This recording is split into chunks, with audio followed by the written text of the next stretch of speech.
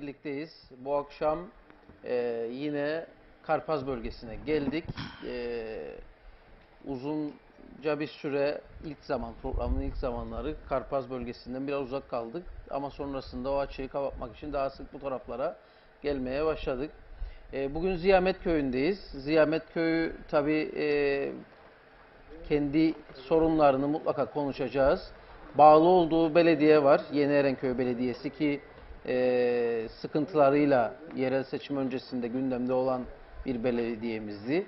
Mutlaka Yeni Erenköy'ün durumunda yeniden burada yeni başkanı da aramızda mutlaka konuşacağız. Ve tabii ki Dip Karpaz'a bağlı köylerden de katılımcıları görüyorum. Çevre muhtarlar görebiliyorum. Özelde Ziyamet'i, genelde Karpaz'ı, daha genelde de ülke sorunlarını konuşabileceğimiz bir program olacak. Programın yapmamızda bu Ziyamet İlkokulu'ndaki programı gerçekleştirmemizde başkan başta olmak üzere Sayın Emrah Yeşilırmak, onu da tebrik edelim. Seçim sonrası ilk kez karşılaşıyoruz. Önemli bir zafer. Bakalım neler bekliyor bizi, az sonra konuşacağız ve bölgeyi. Ve tabii muhtarımıza da teşekkür edelim katkı koydukları için programın yapılmasında. Ve açılış konuşması için sözü Sayın Reşat Akar'a vereceğim. Sonrasında da bölge insanına mikrofonumuzu bırakacağız. Bakalım neler var gündemimizde bu akşam. Hep birlikte dinleyelim. Sayın Akar, buyurun. Evet, ben de herkese hoş geldiniz diyorum. Belediye başkanımıza bu yeni görevinde başarılar diliyorum. Azim bir işi başarmanın yarısıdır diyebilirim ben. Biz meslek hayatımda da böyle oldu. Yola çıkacağımızda hele bu son Diyalog Medya Grubu meselesinde bana demişlerdi ki bu kadar çok gazete var, bu kadar televizyon var, işiniz çok zor. Ben de dedim ki biz bu işi başaracağımıza inanarak giriyoruz. Ve gerçekten de bir yıl gibi kısa bir süre sonra en iddialı iki medya grubundan biri olmuştuk. Bugün bu konuda çok büyük yol kat ettiğimizi görüyoruz. Tabii bunu da çalışma azmi çok önemlidir. Bizim çalışma azmimiz arkadaşlarımızla ekip halinde bu başarıda çok büyük rolü vardır. Bunu en iyi bilenlerdeniz bizler. Dolayısıyla sizin de başarılı olacağınıza ben gönülden inanıyorum. Battık, bittik, yok olduk demek yerine çalışıp üretmek, başarmak en güzelidir. Halkımız da buna layıktır. Biz zaten gittiğimiz bölgelerde görüyoruz ki halk yanlışların düzelmesi için çırpınıyor ve oldukça da sabırlı bir süreçten geçip bugünlere gelmiş. Aman diyor insanlar, kendi bölgemizde, kendi köyümüzde, kasabamızda daha huzurlu bir yaşamımız olsun. Türkiye'den bu kadar su geldi, 3'ü denize akıyor, biz neden susuzluk çekiyoruz? Hayvanlarımız neden susuz? Biz neden susuz? Tarlalarımız neden kuruyor?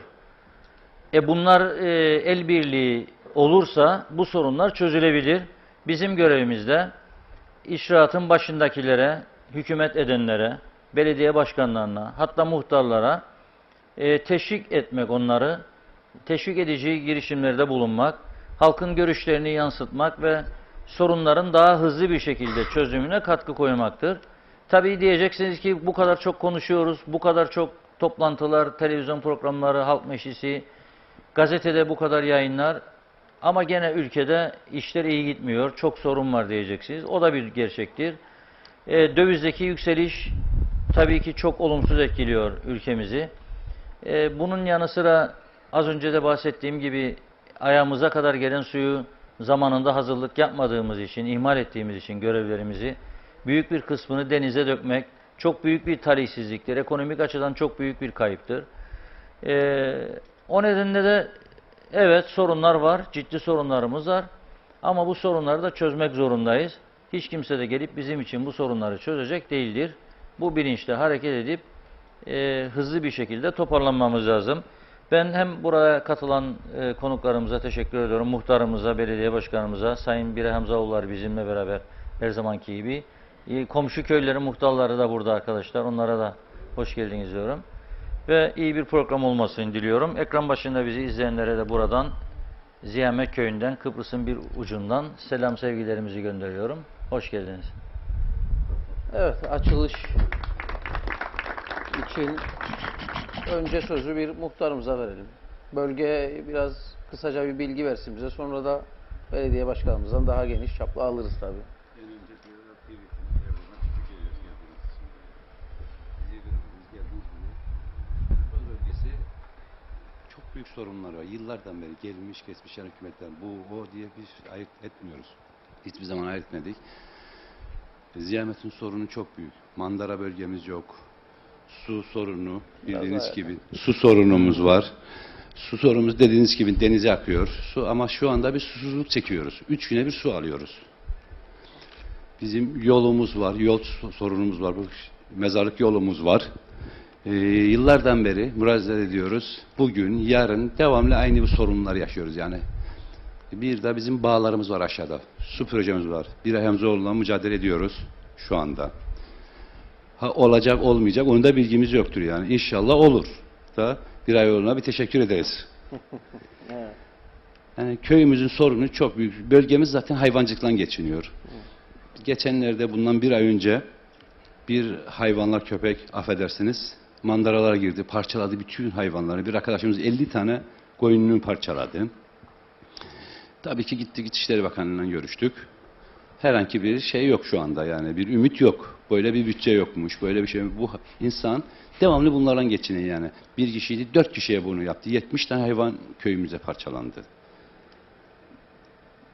Bunlar tazmin edilmiyor. Hayır, tazmin edilmiyor. Hiçbir zaman tazmin edilmedi zaten bu zamana kadar. Hani bu çok büyük bir felaketti yani. 50 tane birden gitti. Bugün 50 tane o yani çok zor durumda yani. Onunla geçiniyor. Başka hiçbir işi yoktur yani bu insanların. Genelde köyde hayvancılık mı? Evet, genelde hep hayvancılıkla geçiniriz. Küçükbaş, büyükbaş, Küçükbaş. küçükbaş. Eskiden büyükbaşımız vardı. Büyükbaşlar artık temizlendi. Şimdi küçükbaştan geçiniyor insanlarımız. Evet, nüfusumuz kaçtı? Nüfusumuz bin var. Bin civarında. Bin civarında bir şeydir nüfusumuz. Evet. Yani Peki. büyük bir köydür, büyük bir beldedir ama herhangi bir çivi daha çakıl. Ben 40 yıl oldu buraya geleli. Herhangi bir çivi çakıldığını görmedim. Sizler de görüyorsunuz yani geldiğiniz zaman bir şey var mı? TC Yardımın heyetinden yapılmış olan yerler var. Başka da hiçbir şey yapılmadı bu memlekette. Ya. Bizim bölgemize hiç. Yani sadece benim ziyamet olarak konuşmuyorum yani. Genelde herhangi bir şey yapılmadı. Evet. Önceliklerinizi tespit edip belediye başkanına vereceksiniz. O da inşallah bütçe sorununu aşarsa. İnşallah yani belediye başkanımızdan Evet. çalışıyoruz Ama bunun yanı şu sıra anda. proje üretip Türkiye Büyükelçiliğinden yardım isteyebilir köyünüz için. Evet. Türkiye Büyükelçiliği proje olduğu zaman gerekli katkıyı gerekli zamanda veriyor. O konularda herhalde buraların önü açılır ileride inşallah. İnşallah bütün ümidimiz zaten belediye başkanımızdı bu şimdiki. Evet. İnşallah olur da biz de yani bir şey faydalanırız bu işten. Peki, teşekkür ederim. Gene Ben ileride teşekkür ederim. konuşursunuz. Geçen hafta biliyorsunuz Yeni Boğaziçi köyündeydik. Orada da tabii benzeri sorunlar vardı ama bu maaşlar konusu o gece gündeme geldi. Hüseyin de bir arkadaşımız vardı. O da hayvancılıkla geçinir. Aldı mikrofonu dedi ki milletvekillerine 1700, bizim gibi fakir fukara da 200 olur mu böyle iş dedi. Bir bağırdı çağırdı. Memleket darmadan oldu biliyorsunuz. Hemen milletvekillerinin maaşlar iptal oldu. Dolayısıyla bu Hüseyin arkadaşınız. Buradaysa bir alkış yapalım ona bakalım. Geldi arkadaş. Kalk yukarı bir görsün insanlar seni. Alkışlayın Hüseyin'i. Bravo Hüseyin. Evet. Bir başkanımıza verelim önce. Şimdi bir toparlasın bakalım. Görelim. Ziyamete ne kadar var? Yeni Erenköy'ün durumu nedir? Evet, buyurun başkanım. Öncelikle Diyalog TV'ye, Sayın Reşit Akar'a, Sayın Aytu Türkkan'a ve diğer koalisine çok teşekkür ederiz bölgemize geldiğiniz için. Tabii sadece bizim bölgeye değil, adanın bütün geneline yayılıyorsunuz ve halkın sorunlarını dinliyorsunuz. Ve yerinde tespitlerle bunu insanlarımızla paylaşıyorsunuz. Onun için de ayrıca teşekkür ederim size. Bizim bölgemize bağlı, belediyemize bağlı 12 köyümüz var. Nüfusumuz 6543. Her köyün kendine has sorunları var. Temel geçim kaynağı burada tabii emirnameler olduğu için, yatırım alanları olmadığı için tarım ve hayvancılık. Tabii bu son dönemde tarım ve hayvancılığın beli kırılmış durumdadır.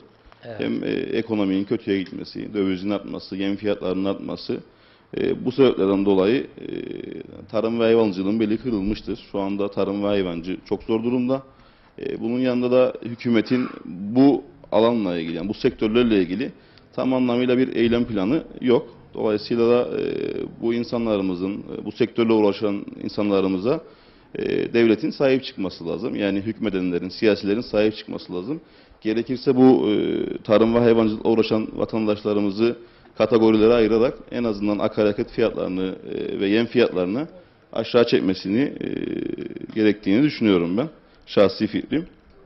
Bölgenin en büyük sorunlarından tabii ki belediyeyi daha önceki dönemlerde yöneten belediye başkanları gerçek anlamıyla kötü yönettikleri için belediye şu anda yapısı itibariyle kurumsal bir yapıya sahip olmadığı için çok kötü durumda. Hatta ben ilk gün görevi aldığımda bu belediye bugünlere nasıl geldiği çok şaşırdım. Çünkü gerçekten içerisinde çok kötü bir yapı var. Tabii bu yapı düzelmeyecek anlamına gelmez, onu söyleyeyim. Yani bu yapıyı biz yavaş yavaş, adım adım, step by step müdahalelerle düzeltmeye başladık. Hem örgütsel yapısını, hem mali yapısına, hem kademe bakım yapısına ve araçların yenilenmesiyle ilgili. Bunun yanında da proje birimini oluşturarak altyapı projelerine bütün 12 köyümüze eşit ve adil bir şekilde hizmet verecek şekilde projeler üretmeye başladık.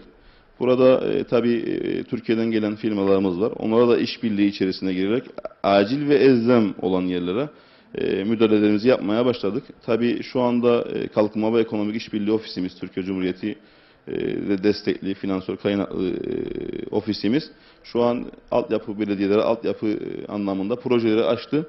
Şu an projelerimiz yapılmaya başladı. Hem altyapı, hem kaldırım, hem taş duvar. Bunun dışında elzem olan ses gitti galiba. Yok. Tamamdır. Tamamdır. Yani bu projeleri biz hızlandırdık. 3 Eylül'e kadar vaktimiz var. Şu an bu projeler çizilmektedir.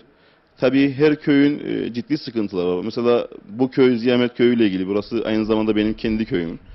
Bu köyün mesela düğün salonu yok. Mesela sizin Karpaz'daki, Kaleburnu'ndaki yaptığınız programa katıldıydım. Orada çok ciddi eleştiriler vardı ama düğün salonunun içerisinde yapmıştınız Evet. o programı ve çok güzel bir düğün salonu vardı orada. Bizim yıllarca belediyeden kaynaklı böyle bir düğün salonumuz Ziyamet'te olmadı ve görüyorsunuz şu anda da canlı yayını ilkokulun içerisinde yapıyoruz. Böyle bir düğün salonumuz yok. Ama ilerleyen dönemlerde sadece Ziyamet için konuşmuyorum ben. Tüm 12 köyümüz için seçimden önce ne söylediysek aynı şekilde projeleri çizdirerek bu projeleri hayata geçirip bölge halkımıza hizmet vereceğimizden kimsenin şüphesi olmasın. Yani göreve geldiğim en ciddi sıkıntılardan bir tanesi su sorunu. Bu su sorunu sanki Kuzey Kıbrıs Türk Cumhuriyeti'ne has bir sorun gibi böyle önceden planlanmadan yapılmış projeler. 12 köyümüz var. 4 depoya bağlantı verilmiş ve köylerimizde ciddi susuzluk var. Yani su var barajımızda sizin de dediğiniz gibi. Bu suyun baraj denize falan aktığı hikaye, yani öyle bir şey yok. Ama bu suyun köylere verilmesi noktasında terfihatlarında veya pompa istasyonlarında veya depoların kapasitesinin yetersizliği anlamında çok ciddi sıkıntılar var. Dolayısıyla su var ama rezilliği de var. Ben bunu hep söylerim ve göreve geldiğim ilk günden itibaren sürekli Su İşleri Daire Müdürümüzden, Devlet Su İşleri Daire Müdürümüzden, ilgili bakanla bu sorunu çözmek için sürekli istişare yapıyoruz. Ve bu sistemi nasıl kurduklarını ben Emrah Yeşilmak olarak ben anlamadım yani. Sayın Vekilim de burada. O da kendisi borulardan değil. Sayın Vekilim de burada. O da kendisi söz aldığında o da kendi yorumunu yapsın. Ben anlamadım yani, bilmiyorum ama. Depolarda hayır, depolar şöyle bir, her köyün kendine ait deposu var. Ama hayır, o da değil sıkıntı. Yani esas sıkıntı 12 köyde 4 tane depoya bağlantı verdiler. Kumyalı'dan, Kumyalı Pompa İstasyonu'ndan. Ama bu depolarda sensör de var 20 ve 90 seviyelerinde. Bu suyun hem basılması anlamında hem basınç anlamında dengesizlik oluşturduğu için ve bu 4 ana depodan Derince, Yeşilköy, Erenköy ve Adaçay'ın üstündeki depolardan diğer köyler beslendiği için su yetersiz kalıyor ve dengeleme sorunu yaşıyorlar. Yani biz niçin böyle oldu diyoruz. Bizim yapabilecek bir şeyimiz yok diyorlar. Dolayısıyla tabii bu sorunla çözülmeyecek anlamına gelmiyor. Bununla da ilgili şu anda Devlet Su İşleri büyük bir proje yapıp büyük bir sanırım tepenin başında büyük bir depo yapacaklar ve dengeleme sorununu ortadan kaldırıp eşit şekilde köylere suyu dağıtacaklarını söylediler. Umarım bu proje hayata geçer ve su sorunumuz ortadan kalkar. Yani sizin soracağınız soru veya vatandaşlarımız soracağı soru varsa ben cevaplamaya hazırım. Maaşları ne yaptınız bu arada? Şimdi göreve 6 aydır geldiğimizden ödemeyen itibaren maaşlar söyleyeyim vardı. hemen. Göreve geldiğimizden itibaren hemen vatandaşlarımız çok ciddi şekilde bize sahip çıktılar ve biz kendi öz kaynaklarımızdan bir maaş ödedik. Hemen arkasından 2 saatlik görüşme neticesinde 6 aydır geçmeyen bütçeyi de geçirdik ve bütçe geçer geçmez dün bir maaş daha verdik. Şu an maaş yönünden bir sıkıntımız yok belediye olarak, onu söyleyeyim. Çünkü vatandaşlarımız da bize duyduğu güven sayesinde bizim de yaptığımız müdahaleler, aşağı yukarı 50-60'a yakın müdahale yaptık. Hem örgütsel yapıya, hem mali yapıya, hem makine ekipman, hem sahalara, hem temizliğe, hem de vatandaşlara temel hizmetleri verme noktasında ciddi müdahalelerimiz oldu. Vatandaşlar bunu gördüğü için sürekli vezneye koştular ve tahsilat oranlarında bir artış oldu. Dolayısıyla bu bizim öz kaynak gelirlerimizi arttırma anlamında, hem de vergilerimizi toplama anlamında ciddi adımlar aldı. Otellerle ilgili de görüşmelerimizi yaptık. Onlar da borçlarını ödüyorlar. Şu anda tabii daha fazla müdahalemiz olduğunda, tam anlamıyla kurumsal bir kimliği olduğunda belediyenin çok daha iyi hizmet vereceğimizden kimsenin şüphesi olmasın. Diğer aylardaki maaşlarımızda şu anda bir sıkıntı gözükmüyor. Daha yapacağımız çok fazla müdahale var. Hem maliye anlamında hem de personel anlamında. Bu müdahaleleri de hayata geçirdiğimizde Yeni Erenköy Belediyesi ayakları yere sağlam basan, adanın en iyi belediyelerinden bir tanesi olacağından kimsenin şüphesi olmasın. Vatandaşlarımız tabii alışkın değil bu bölgede bu belediyenin bu şekilde bir tavır sergilemesine. Yani eski sisteme alıştıkları için vatandaşlarımız alışkın değil, eleştirenler de var. Tabii bunlar olacaktır. Eleştiriler yapıcı olursa bizim hem bölgemizin kalkınması için hem belediyemizin kalkınması için çok önemli bir şeydir eleştiri. Ama yapıcı olursa, yıkıcı olursa değil. Çünkü bu makam benim babamın koltuğu değil, halkın makamıdır. Dolayısıyla ben yarın bayrağı herhangi bir vatandaşıma teslim edeceğimde, herhangi bir vatandaşım o bayrağı aldığında kurumsal bir yapı oluşursa, bu bölge halkı o belediyenin hizmet alacağı için belediyemiz ne kadar sağlam olursa o kadar iyidir diye düşünüyorum ben. Evet, teşekkür Peki. ederiz. Evet. Başlayalım. Vatandaşlarımıza sözü verelim. Muhtar ve belediye başkanının sonra ilk sözü alacak olan bu gecenin şanslısıdır, onu söyleyeyim. Piyango çekilişimizde.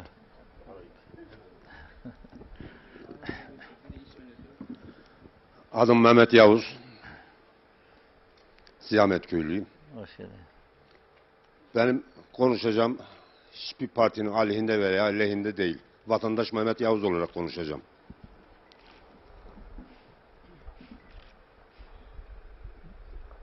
Sayın Milletvekilim, bir şey sorayım.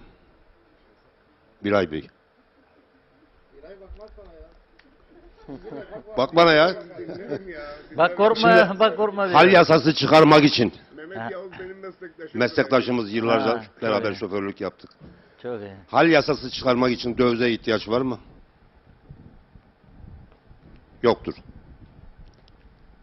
Şeyden bahsetmeyelim yani. Kuraklıktan, işsizlikten, dövizden, bunların dışında yapılacak işler çok. Ben 3-4 gün önce şeyden geldim. Adana'dan geldim. 2 tane pazar gezdim. Bize 20 liraya sattığı kirazı orada 2 lira pazardı. 2 lira. Domates 1 lira, burada 7-8 liraya vatandaş yiyor. Yani bunlar olsun yapamaz mısınız ya? Yani bunlar yapılmaz mı? Vatandaş zaten hayat pahalı. Millet çıkmazda. Yani günahtır ya. Bu halk şeyine günahtır yani. Öyle. Ondan sonra bizim vatandaşlar olarak bir şeye ihtiyacımız var. Müfettiş sistemi ve Adalet Bakanlığı'na. Vatandaş bir sıkışıyor. Şikayet edecek merci yok. Kime gideceğini bilmez. Koştur bir Hamzaoğlu'na. Bulursan derdini anlat. Başka yere şikayet merci yok. Kimseye gidemiyorsun. Vatandaş perişan. Ben yani şeyim bu. Bakanlık sayısını 20'ye çıkaracaklar bu sonraki seçim. Hayır. O zaman Adalet Bakanlığı da olacak. Ya ama başka yerden kısın. Şimdi gerçekten ihtiyaç var ya. Evet. Yani vatandaş çok sıkıntılı. Teşekkür ederim. Evet, birer bir cevap verebilin. Su yasa için para mı istedi? Bu akşam biraz şeyi değiştireyim. Biraz daha bölgenin çocuğuyum. Burada gördüğünüz bütün insanları ben taşıdım. Artı 40 yaşında bugün yaklaşık kaç yaşında diyeyim, 32 sene otobüs şoförlüğü yaptım. Yani 12'de öyle, 44 yaşında, 45 yaşında olan bütün çocukların çocukluğunu bilirim. Ben lise 3'e kadar ben taşıdım. Şimdi Ziyamet Köyü'nde, onun için yani en sona bırakmayayım bu akşamki konuşmamı. Erken başlayayım. Not alması gerekenler de varsa not alsınlar. Ben bu köyden birinci seçimde 130 mühür, 294 de karmadan oy aldım. Ben ikinciyi hiç konuşmayacağım. Evet, bana verdikleri değeri ben geri iade edebildim mi? Bir ay olarak hayır. Cumhuriyetçi Türk Partisi olarak çalışmalarımız vardı.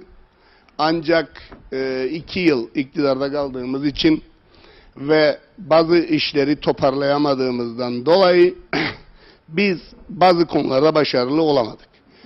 Ancak bu köyde yerel yönetimin yapması gerekenler vardır ki bu Sayın Emrah Yeşilırmak'ı kapsamıyor yani. Emrah Yeşilırmak'tan önceki belediye başkanlarını kapsardı. Yapması gerekenler vardı belediye başkanlarının. Bana göre 8 yıl var. 2010 yılında bağlandık. 2010 yılında yarıştıydım. 2009 yılında şey ettik. Evet, 10 sene yani 9-10 sene civarında bu Ziyamet Köyü'ne hiçbir yatırım yapmadı yerel yönetimler. Ama bu yani devleti yöneten hükümetlerin suçu değil. Yerel yönetimlerin demin söylediği gibi içteki sıkıntısının verdiği olaydan kaynaklanırdı.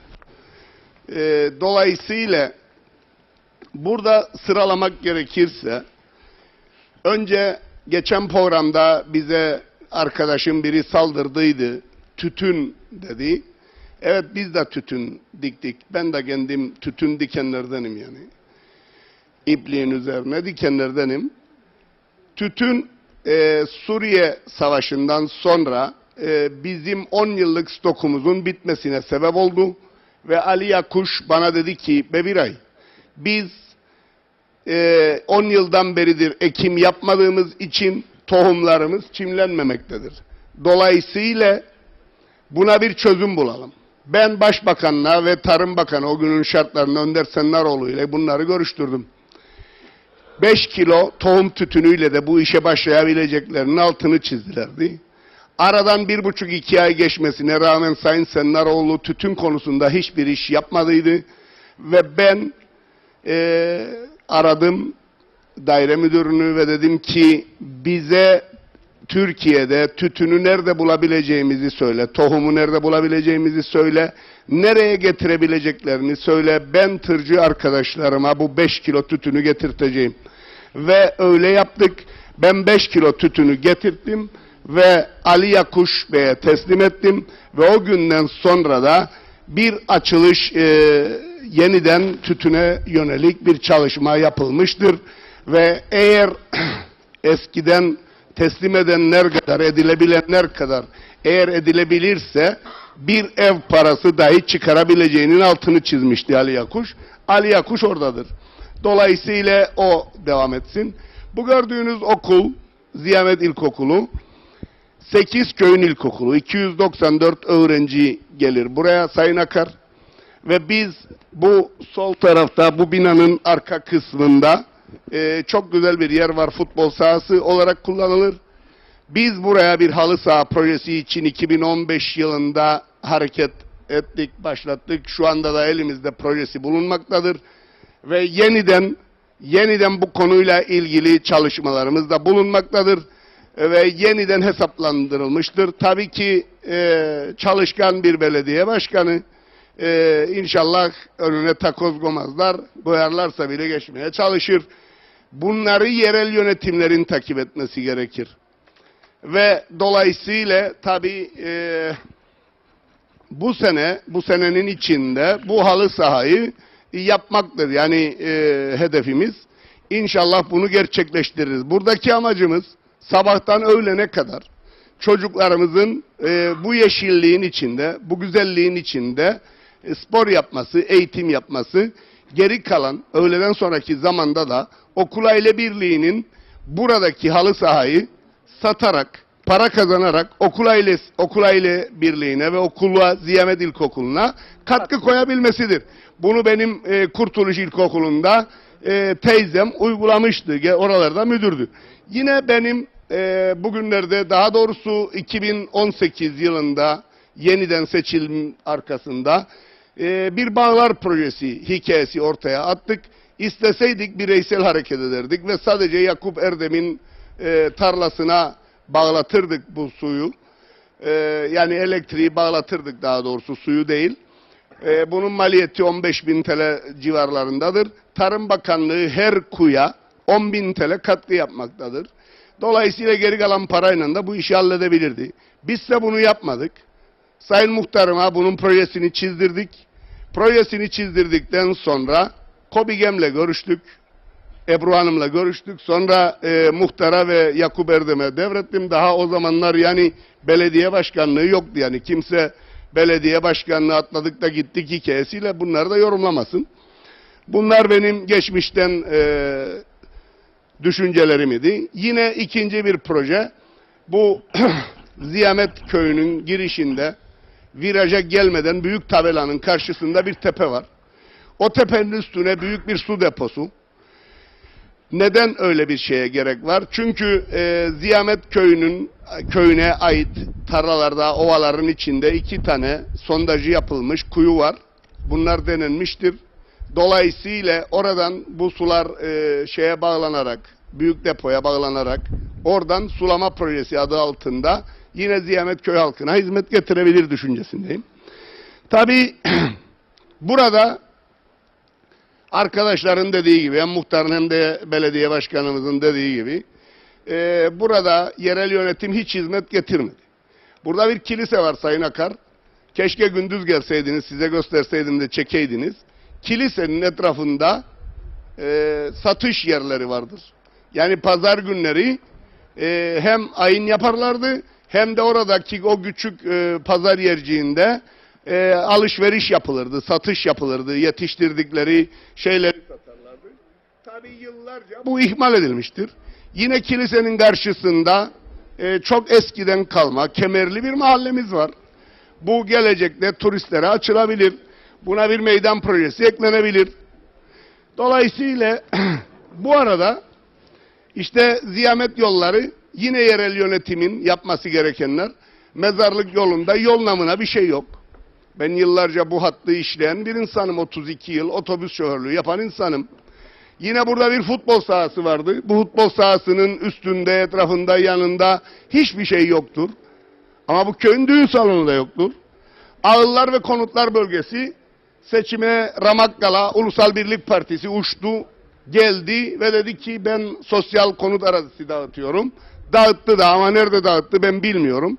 Balalan yolu diye bir yol vardır, eski Balalan yolu. Eski Balalan yolunun sağ tarafı ağıllar, sol tarafı sosyal konutlar veya sol tarafı sosyal konutlar.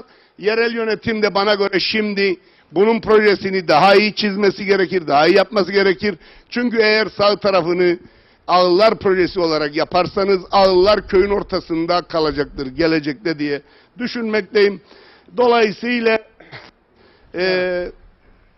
böyle bir konumdadır Ziyamet.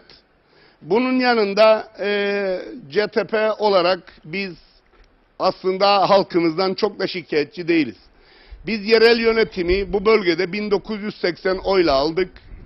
Ama işte Sayın Emrah Bey'in de dediği gibi geçmiş belediye başkanları pek de bir şey yapmadılar. Başlangıç olarak da bana göre iyi yerdedir. Değişik bir yerden başladı. Bizim köyde biraz fazla eleştirisi var ama 300 tane de oyu vardır, mühürü vardır. Dolayısıyla mikro milliyetçiliği uygulamadılar. Mikro milliyetçilik uygulansaydı Görneç Belediye Başkanı ve Ziyamet Belediye Başkanı Görneç programında söylediğimiz gibi bunu da burada da altını çizebiliriz. Öyle bir şey uygulanmadı. Dolayısıyla bu iki insan bugün belediye başkanlarıdır ve bana göre başlangıç yeri iyidir. Evet. Evet, önce temizlik, sonra para. Önce hizmet, sonra para. Tabi bu arada herkes bal tutar bal yalar misali. Sanki de Yeniörenköy Belediyesi'nde öyle bir de fotoğraf vardı. Kendisi eskiden bana inanmazdı. Cuma 15'inin orada sabahlara kadar konuştuk bir iki sefer. Ancak şimdi daha çok vakıf oldu diye iddia ederim. Bu su olayına gelince oraya da bir kesit koyayım da. Toparlayalım, öyle. Onu Tamam. ilerleyen bölümde Bunu da söyleyeyim Reşat Bey ki yani herkes üstüne eklemesin, yanlış şeyler eklemesin, karşı karşıya gelmeyelim, şeyinde değilim. Şimdi bu su projesinde Yeniörenköy'den başlayalım. Yeniörenköy'de bir tane su deposu var, 30 tonluk, bir tane de var 400 tonluk. Türkiye'den gelen su 30 tonluğa basıldı önce. Sonra Mehmet Kadı döneminde bu 400 tonluğa geçirildi. Ama 30 tonluğa basılırken sebebi neydi? Bunun iki sebebi var. Bir, o dönemin belediye başkanı uyanıklık yaparak Yeşilköy suyunu 0.25'ten alarak bizlere 5 lira 7 liraya satarak işçisini ödeyebilme taktiği. Bir de köyler kavgası diye adlandırırım. Ben kendi beynimde öyle düşünürüm. Ama günün sonunda onu geçtik. Geçince bu sefer Kumyalı köyünden bilgisayarla orantılıdır bu işler. 24 ton saatte basardı. 24 ton saatte ama Yeşilköy'ün kuyularından da su basılırdı o büyük depoya. Bu sefer top yukarı kalktı ve patladı. Bu da Nazım Çavuşoğlu döneminde oldu. Nazım Çavuşoğlu bu sefer belediyede para yok zaten. 60 bin lira bir yerlerde buldu, buluşturdu, getirdi. Yeniden revize etti. Ancak bu sefer bize 24 ton su saatte bu bölgeye asla yetmez. Bunu yükseltmek lazım. Bunu da bizim buradaki müdürümüz dedi ki bölge vekili çıkacak. O gün de salı günü bir konuşma al dedim. Gündem dışı konuşma. Ve bütün açıklığıyla bunları söyleyecek diye söyleyince 24 tonu 60 ton güne çektik. Ancak tabii şu anda yerel yönetim çalışma yapıyor. Bizim Su İşleri Dairesi müdürümüz de gerekli ilgi ve ihtimamı gösteriyor. Ancak öncesinde Ziyamet Köyü'nün su deposuna da Türkiye'den su gitmiyordu ki tam dibinden geçerdi. Onun da sonradan bir çalışmayla gündeme getirildi. Dolayısıyla bu sıkıntılar bana göre bizim bölgemizde özellikle yerel yönetimlerin yokluğundan kaynaklanmıştır. Evet. İnşallah Emrah iyi bir başlangıç yaptığı gibi görürüm. Arkası Başarılı ne olur olur bilemem. Hep beraber göreceğiz, tanık olacağız. 6 ay sonra, 1 yıl sonra buraya tekrar gelir inşallah. Burada daha güzel şeyler konuşuruz. İnşallah. Teşekkür eder, saygılar. Evet, vatandaşlarımızdan konuşmak isteyenlere uzatalım mikrofonu. Vaktimiz sınırlı. O yüzden söz almak isteyenlere hemen verelim. Buyurun. Murat Aya, Ziyamet Köyü'nden. Ben eğitimden gelen biriyim. 23 Nisan ve çocukların kıyafetine değineceğim. Ben daha önce Bitlis'te öğretmenlik de yaptım, müdürlük de yaptım. 23 Nisan hazırlıklarını bir haftada yaptım. Buradaki 23 Nisan hazırlığı Kara Kuvvetler denetlemesinden daha ağır geçiyor. Çocuklar işkence görüyor. Ve 23 Nisan'da çocuk bayramıdır. Çocuklara alınan kıyafetler mısmıl değil. Çocuk 1 saat giyiyor, ondan sonra atıyor. 23 Nisan madem bayramdır, lazım çocuk o gün bayramda ne yapar? En güzel elbiseyi giyer gelir. İkinci bir şey, okulun başında birilerinin tek eline girmiş kılık kıyafetler. Ne yapılıyor? Yani 200 aile başı, çocuk başı 200-300 milyon şey yapılıyor, ne derler? Kıyafet alınıyor. İnanın ki o kıyafetler 50 lira da etmez. Benim diyeceğim budur. Artı bir şey daha söyleyeceğim. Bir de sözleşme, örneğin askerde sözleşmeli er alınıyor. Sözleşmeli erbaş alınıyor. Niçin sözleşmeli öğretmen de alınmıyor? 5 yıllığına, 3 yıllığına. Ben daha önce Yeşilköy'de müfettişle kavga ettim. Yani bu sebepten dolayı bunu söyledim diye. Çünkü nitelikli öğretmenler gelmiyor. Branş olarak, örneğin spor hocası olarak, müzik hocası olarak, ne bileyim başka şey olarak. Yani bunların önleminin alınması lazım. Doğru. Benim diyeceğim budur. Peki. Teşekkür ederim. Sağ ol. Verelim ön tarafa. Öncelikle Diyalog TV'ye teşekkür ediyoruz. Karpaz bölgesine verdiği değerden ve bu programlar bu bölgede sürdürüldüğünden dolayı Reşat Bey'e ve Aytuğ Bey'e de teşekkür ediyoruz. Ben Sipahiköy Muhtarı Göksal Hacı Hasanoğlu. Reşat Bey, bölgemizde Sayın Vekilimden beklerim değinmesini ama değinmedi. Kaleburnu Sipahi ve aynı zamanda Krova köyünün de yolunun bu yola bağlanması yıllardır vekilimin de kavgasını verdiği, bizim de peşinde koştuğumuz yılan hikayesine döndüğü bir yol var. Son bir haber aldık. Kaleburnu Muhtarı'nın yanımızda. İhale edilecek olan yollar içerisinde olduğunu duyduk. İki köy ve Krova'da içinde olarak bir sevinç duyduk ama takibini yapacağız. İnşallah asfaltı bu sene içinde Sayın Vekilim de orada olacak. Döküldüğünü gözümüzle göreceğiz. Bu bizim bir bölge sorunumuzdu. Diğer konularda bazı konulara değinmek istiyoruz. Bizim Karpaz bölgesi olarak genelde bütün muhtarlarımızın çektiği sıkıntılardan biri, biz kırsalda yaşıyoruz ve Efkoşa'ya 1,5 saat bir mesafede ortalama köylerimiz. Biz insanların işlerini ya köyümüzün sorunlarını çözmek için haftanın 2 günü, gerekirse 3 günü Lefkoşa'da konaklamak durumundayız. Ve orada da maalesef siyaseten dövülmekteyiz. Muhtarlar bağımsız olmasına rağmen sen buradaydın diye sıkıntılar yaşıyoruz. Aynı zamanda yürüttüğüm bir görev de var. Onu bağlayacağım buraya. Bakan hangi partidense o rozeti takacaksın o gün. Mesela iç işlerine gidersen HP takacaksın. Yani Dış işlerine evet. gidersen gene HP takacaksın. Ne bileyim ekonomiye gidersen CTP takacaksın. Yani partinin rengine, Mali'ye gidersen Serdar Bey'in çam ağacını takacaksın. Yani onu biz takamıyoruz. Biz daha kolay çözüyoruz o fişlenmişiz bazı şeylerde. Saklanacak bir parmağımıza kadar saklanmıyoruz. Saklanmıyoruz da dik neyse yolumuzu yürüyoruz inşallah. Erenköy Lisesi'nin de okulayla birliği başkanlığı yürütmekteyim.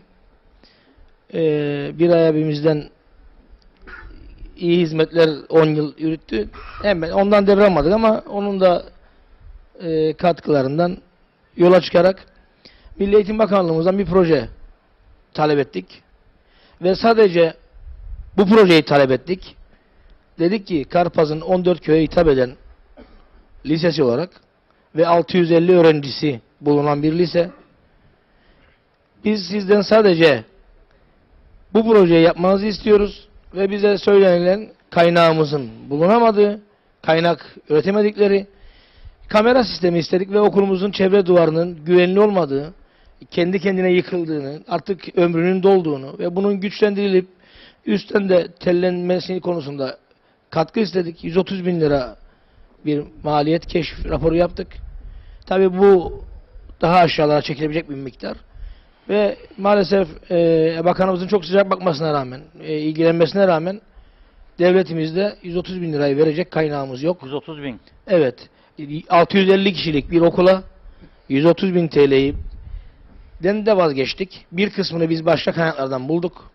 70-80 bin TL'sini. 50 bin TL bize verin dedik. Onu da hala daha bulamadılar. Bulamamakta da sıkıntı yaşıyorlar.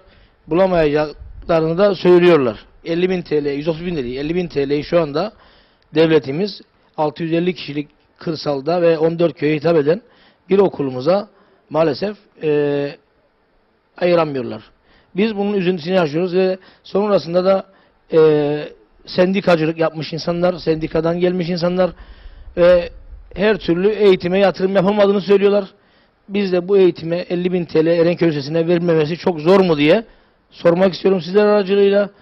Bakanımızın duyarlı olacağına, inşallah bu konuda bize yardım edeceğine inanıyorum. Siz zaten bir çalışma başlattınız benim. Evet, bunun biz projesini hazırlattık, maliyet keşif raporunu yaptık. bakanlığımıza sunduk. Bekliyoruz. Bir kısmı katkıyı da kendi girişimlerimizle sağladık. Şimdi onu söylediğimizde yanlış şeylere gider. O yüzden onu söylemeyeceğim. Bir miktarını Bir ay benim maaştan kesiyorlar. 1700 size aktarsınlar ona mesela. 2000 TL keserlermiş. O paraları bir ay size verse. Bir ay 85 bin liradır. Bir ay 85 bin liradır. O 1700'ler Evet. toplamı. Başka dağıtacak. Ben şeyi talep edecektim. Halkın Partisi 1700 liraya almayacaktı. Maalesef Denktaş Bey de onu da kaldırdı. Hibe edecekti kurumlara. Bir ay evvel de söylemişti. Biz diyecektik ilk bize hibe etsinler. Karpaz'dan başlasınlar ama onu da kaybettik maalesef. İyi Onu da- olacaktı aslında ama şimdi Yani çerez şimdi- parası oldu. 50 lira dağılıyor şimdi. Onu da 500 kaybettik. kişi. O şansımız vardı. Daha iyi olacak. Yok daha geçmedi, o olabilir. Geçmediyse o zaman Yasa bu ay geçmesi lazım. Bu şunun için değişebilir. Değişebilir. o zaman Kudret Bey'in kapısında göreceğiz. Evet. Buradan Evet, Kudret teşekkürler Bey'e muhtarım, sağ ol. Evet, ver bakalım ve- ve devam etsin yanına. Galiburnu muhtarına geçsin. Galiburnu'da bu sene karpuzlar da bol oldu Herkese herhalde. hayırlı akşamlar, iyi yayınlar. Kaleburnu muhtarı olarak bazı sorunlarımızı değil de her zamanki sorunlarımızı aktarmak için hep beraber burada toplandık. Teşekkür ederiz bu arada. Sorunlarımız hiçbir zaman tatmin olacak şekilde hükümetlerimiz tarafından maalesef bugüne kadar değerlendirilmedi. Ve maalesef güzel sözler söyleme peşinde oldu her zaman topluma. Vekillerimiz olsun, baştakiler. Bu toplumun, bu halkın güzel sözlere değil, güzel icraatlara ihtiyacı vardır. Bu güzel sözleri yıllar vardır, üstüne bir bardak su içtik her zaman ve hala daha devam ediyoruz. Afiyet olsun. Ve maalesef kırsal kesim projesi diye bir yasa çıkardılar mecliste. Ve inancıma göre kırsal kesim projesinin bir yasa olmaktan ayrı eşitliği tamamlamadığına inanırım. Kaleburnu gibi, Kuruova gibi, Avtepe gibi birçok köylerimiz maalesef bundan neden faydalanamıyor? Madem bu bir yasadır, yasa toplum için eşit olmalıdır. Ve bizim toplumumuz bundan mağdurdur. Şimdi bu toplumu bu ülkeden yok etmek bu ülkeye bir hayır getirmez. Yani zararı vardır, karı yoktur. Ve maalesef bu benim köyümde üstüne basa basa insanı yok etmek için her türlü ambargo günümüze kadar dahildir. Bu kırsal kesim projesinde bahsettiğim gibi nüfusumuz maalesef belki inanılmaz bir olaydır. Yalnız İngiltere'de şu anda sayımlarda 15 bin kişiyi aşmış durumda bir köylü vatandaşımız var orada. Ve vatandaşımız üstüne basa basa kırsal kesimi ne zaman verilip de köyüne geri dönmeye o kadar bir diye bekliyor. heveslidir. Ama maalesef bize bu ambargoyu artık kaldırmalarını talep etmiyoruz artık. İstiyoruz. Çünkü biz bunu Kaleburnu halkı olarak hak etmediğimizi düşünürüz. Sesimizi tabii gene duymamazlıktan gelecek olanlar vardır. Ancak maaşı almaya gene devam edilecektir. O ayrı bir konudur. Şikayetimiz ikinci bir konu yollarımız. Demin muhtarımız da bahsetti. Yıllardır bir hayal peşinde yaşıyoruz. Bu sene, öbür sene, seneye bu neyi gösterir? Bu seçim bitsin. Biz 4 sene daha biz bu maaşı yiyelim. Siz yatın uyuyun. Artık uyumak değil, uyanmak istiyoruz biz. Sağlığımız çok kötü. Sağlık ocağımız var Kaleburnu'da. İçine anahtar soksak kilidi kırılacak. Neden? Açılmayan bir kapı. Pas tutmuş bir kilit. Yani o kadar bir kötü durumdayız ki inanılmaz bir derece. Yaban eşeklerinden bahsedelim. Dip Karpaz burnuna neymiş efendim bir proje çıktı. Çevreleme, yaban eşeğini bütün halkımız orada bilmektedir.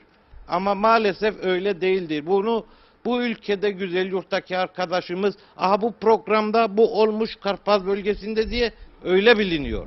Yanlış bunlar. Maalesef Sipahi'dir, Erenköy'dür, Kaleburnu'dur. aynı çileyi çekmek değil. Bugün yetmez ki o eşekler bir ekinimize zarar verdi. Geçen programımızda vekilimiz de bu konuya değindi sağ olsun. Başağı seçe seçe yiyor. Tek tek. Ha, ne oluyor bu arada? Kuraklık bizim bölgeye de düşmez. Biz insanımız vardır Kaleburnu'da 50 dönüm hiç biçer içine girmedi. Nereye kadar gelirmiş efendim kuraklık? Büyük konuğa kadar. O neden? Sayın vekilimiz oraya kadar. Peki bu halktan neden gelip oy istiyorsun o zaman? Hangi vekildir ama söyle de beni anlarlar. Zaten Yok, herkes kendini biliyor bu arada. Yani herkes suçunu da gayet iyi biliyor. Ha, şimdi bizim bölgedeki sorunlarımızı Sayın Vekilim siz oluşmayan sorunlarınızda siz de suçunuzu bilirsiniz. Biz de toplum olarak biliriz. Ha, ve diyeceğim yollarımız konusunda mağduruz. Kıbrıs Yarımadası'nın bu şekilden kurtulması için bir U projesi olması gerekir. U projesi nedir? Erenköy'den giden yolun Ziyamet yoluna çıkabilmesi için çok berbat. Sağ olsun TC hükümetimiz suyu getirirken yollarımızı bizimkiler maalesef çok kötü durumda bıraktı. Araçlarımız uçaktan düşmüş hale döndü. O çukurlara vur da çık, ne rot kaldı ne balans. Ne değilim artık. Yani bu U dönüşü tamamlanırsa diyeceğimiz toplu taşımacılık olsun, özel araçlarımız olsun, hiç bilinmeyen Kuruova'yı, Avtepe'yi de tanıtmış olabiliriz yabancı turistleri.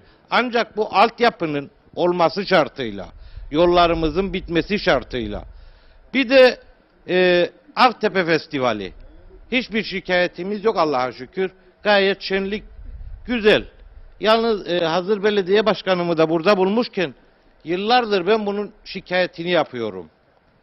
Şikayetim nedir? Hiçbir insan yolun içine ancak eşkıyadan başka kimse lafımı yanlış anlamasın. Yolu kapatmaya hakkı yoktur. Benim Kaleburnu'daki hastam ilk Lale Festivali'nde Avtepe'nin festivalinden bu tarafa geçemediği için can veriyordu. Peki buruna dönüp mü gidecekti bu hastam benim Magosa'ya hastaneye? Benim diyeceğim, belediye başkanımdan da ricam, yeni bir düzenleme olsun. Bu festivalin ana yolun içinde, Kaleburnu Kuruova ana yolunun içinde yapılmamasıdır. Yani bu toplum içinde bir tehlikedir. Hem eğlencedir, ayrıyetten bir tehlikedir. Gece akşamüstü olunca herkes yürüyüşe çıkar. Kaleburnu'dan kasabaya geçmek için bunu da dile getirmek isterim. Boltaşlı köyümüzden olsun, Derince köyümüzden olsun maalesef insanlarımızın yaya geçidi olmadığı için trafik aracının geçeceği yerin içinde yürüyor. Bu Tehlike. hem bir sürücülere tehlike hem vatandaşlara tehlike. Bu yaya geçitlerinin geciktirilmiş olmasına rağmen yapılması şarttır. Çünkü bu insanlar bunu hak ediyor. Bu vergisini gecikmesiz olarak, hatta geciktiğinde zamlı olarak iadesini alın teriyle veriyor. Bu insan, çok defa şahit oldum ben, Boltaşlı arası, Gelincik arası, adam akşamüstü araçtan korktuğu için bu kadar çayırın içinde kendini savunmaya alır. Yazık, günah. Hangi devirdeyiz? Doğru. Yani şimdilik bu kadarını söylemiş olayım. Tekrar devam ederiz yayında. Teşekkür ederiz. Teşekkür ederim. Tamam. Evet. Devam. Ön tarafa gelirseniz böyle öne doğru gelin lütfen. Tanıyalım sizi. İyi akşamlar. İyi akşamlar. Hoş geldiniz abim. Hoş bulduk. Ağzıma mı sokacağım be şey? Tamam buyurun. Abim ben Boltaşlı sakinlerinden Yüksel Akbulut'um. Tamam mı? Yıllardan beri bu milletvekillerimiz olsun, belediye başkanlarımız olsun hepsi sadece o koltuk sevdası. Bu koltukta ne var ya? Kemasına gibi alıp o koltuğu götürüp yakacağız tepede. Başka bir şey yok yani. Uyan bir gel halkın içine gel. Sadece seçim zamanı. Gel be Ahmet. Oyunu ver bana, tamam, bitti. Niye? Halkın var senin be kardeşim. Kaldır o gıçını, gel halkın içine. Nasıl o halkın içinden seçildin? Halkın içine gel. Bak o sorunla ne var? Ben 8 ay oldu abim, ameliyat oldum, kalp ameliyatı. Geçmiş. Sağdan soldan arkadaşlarımdan 5 lira, 10 lira, 20 lira alarak ilacımı, her şeyimi alıyorum, öyle geçiniyor. Ne belediye başkanım, ne milletvekilleri, ne cumhurbaşkanım. Gittiğim yanlarına hepsini. Ne diyor bana biliyor musun?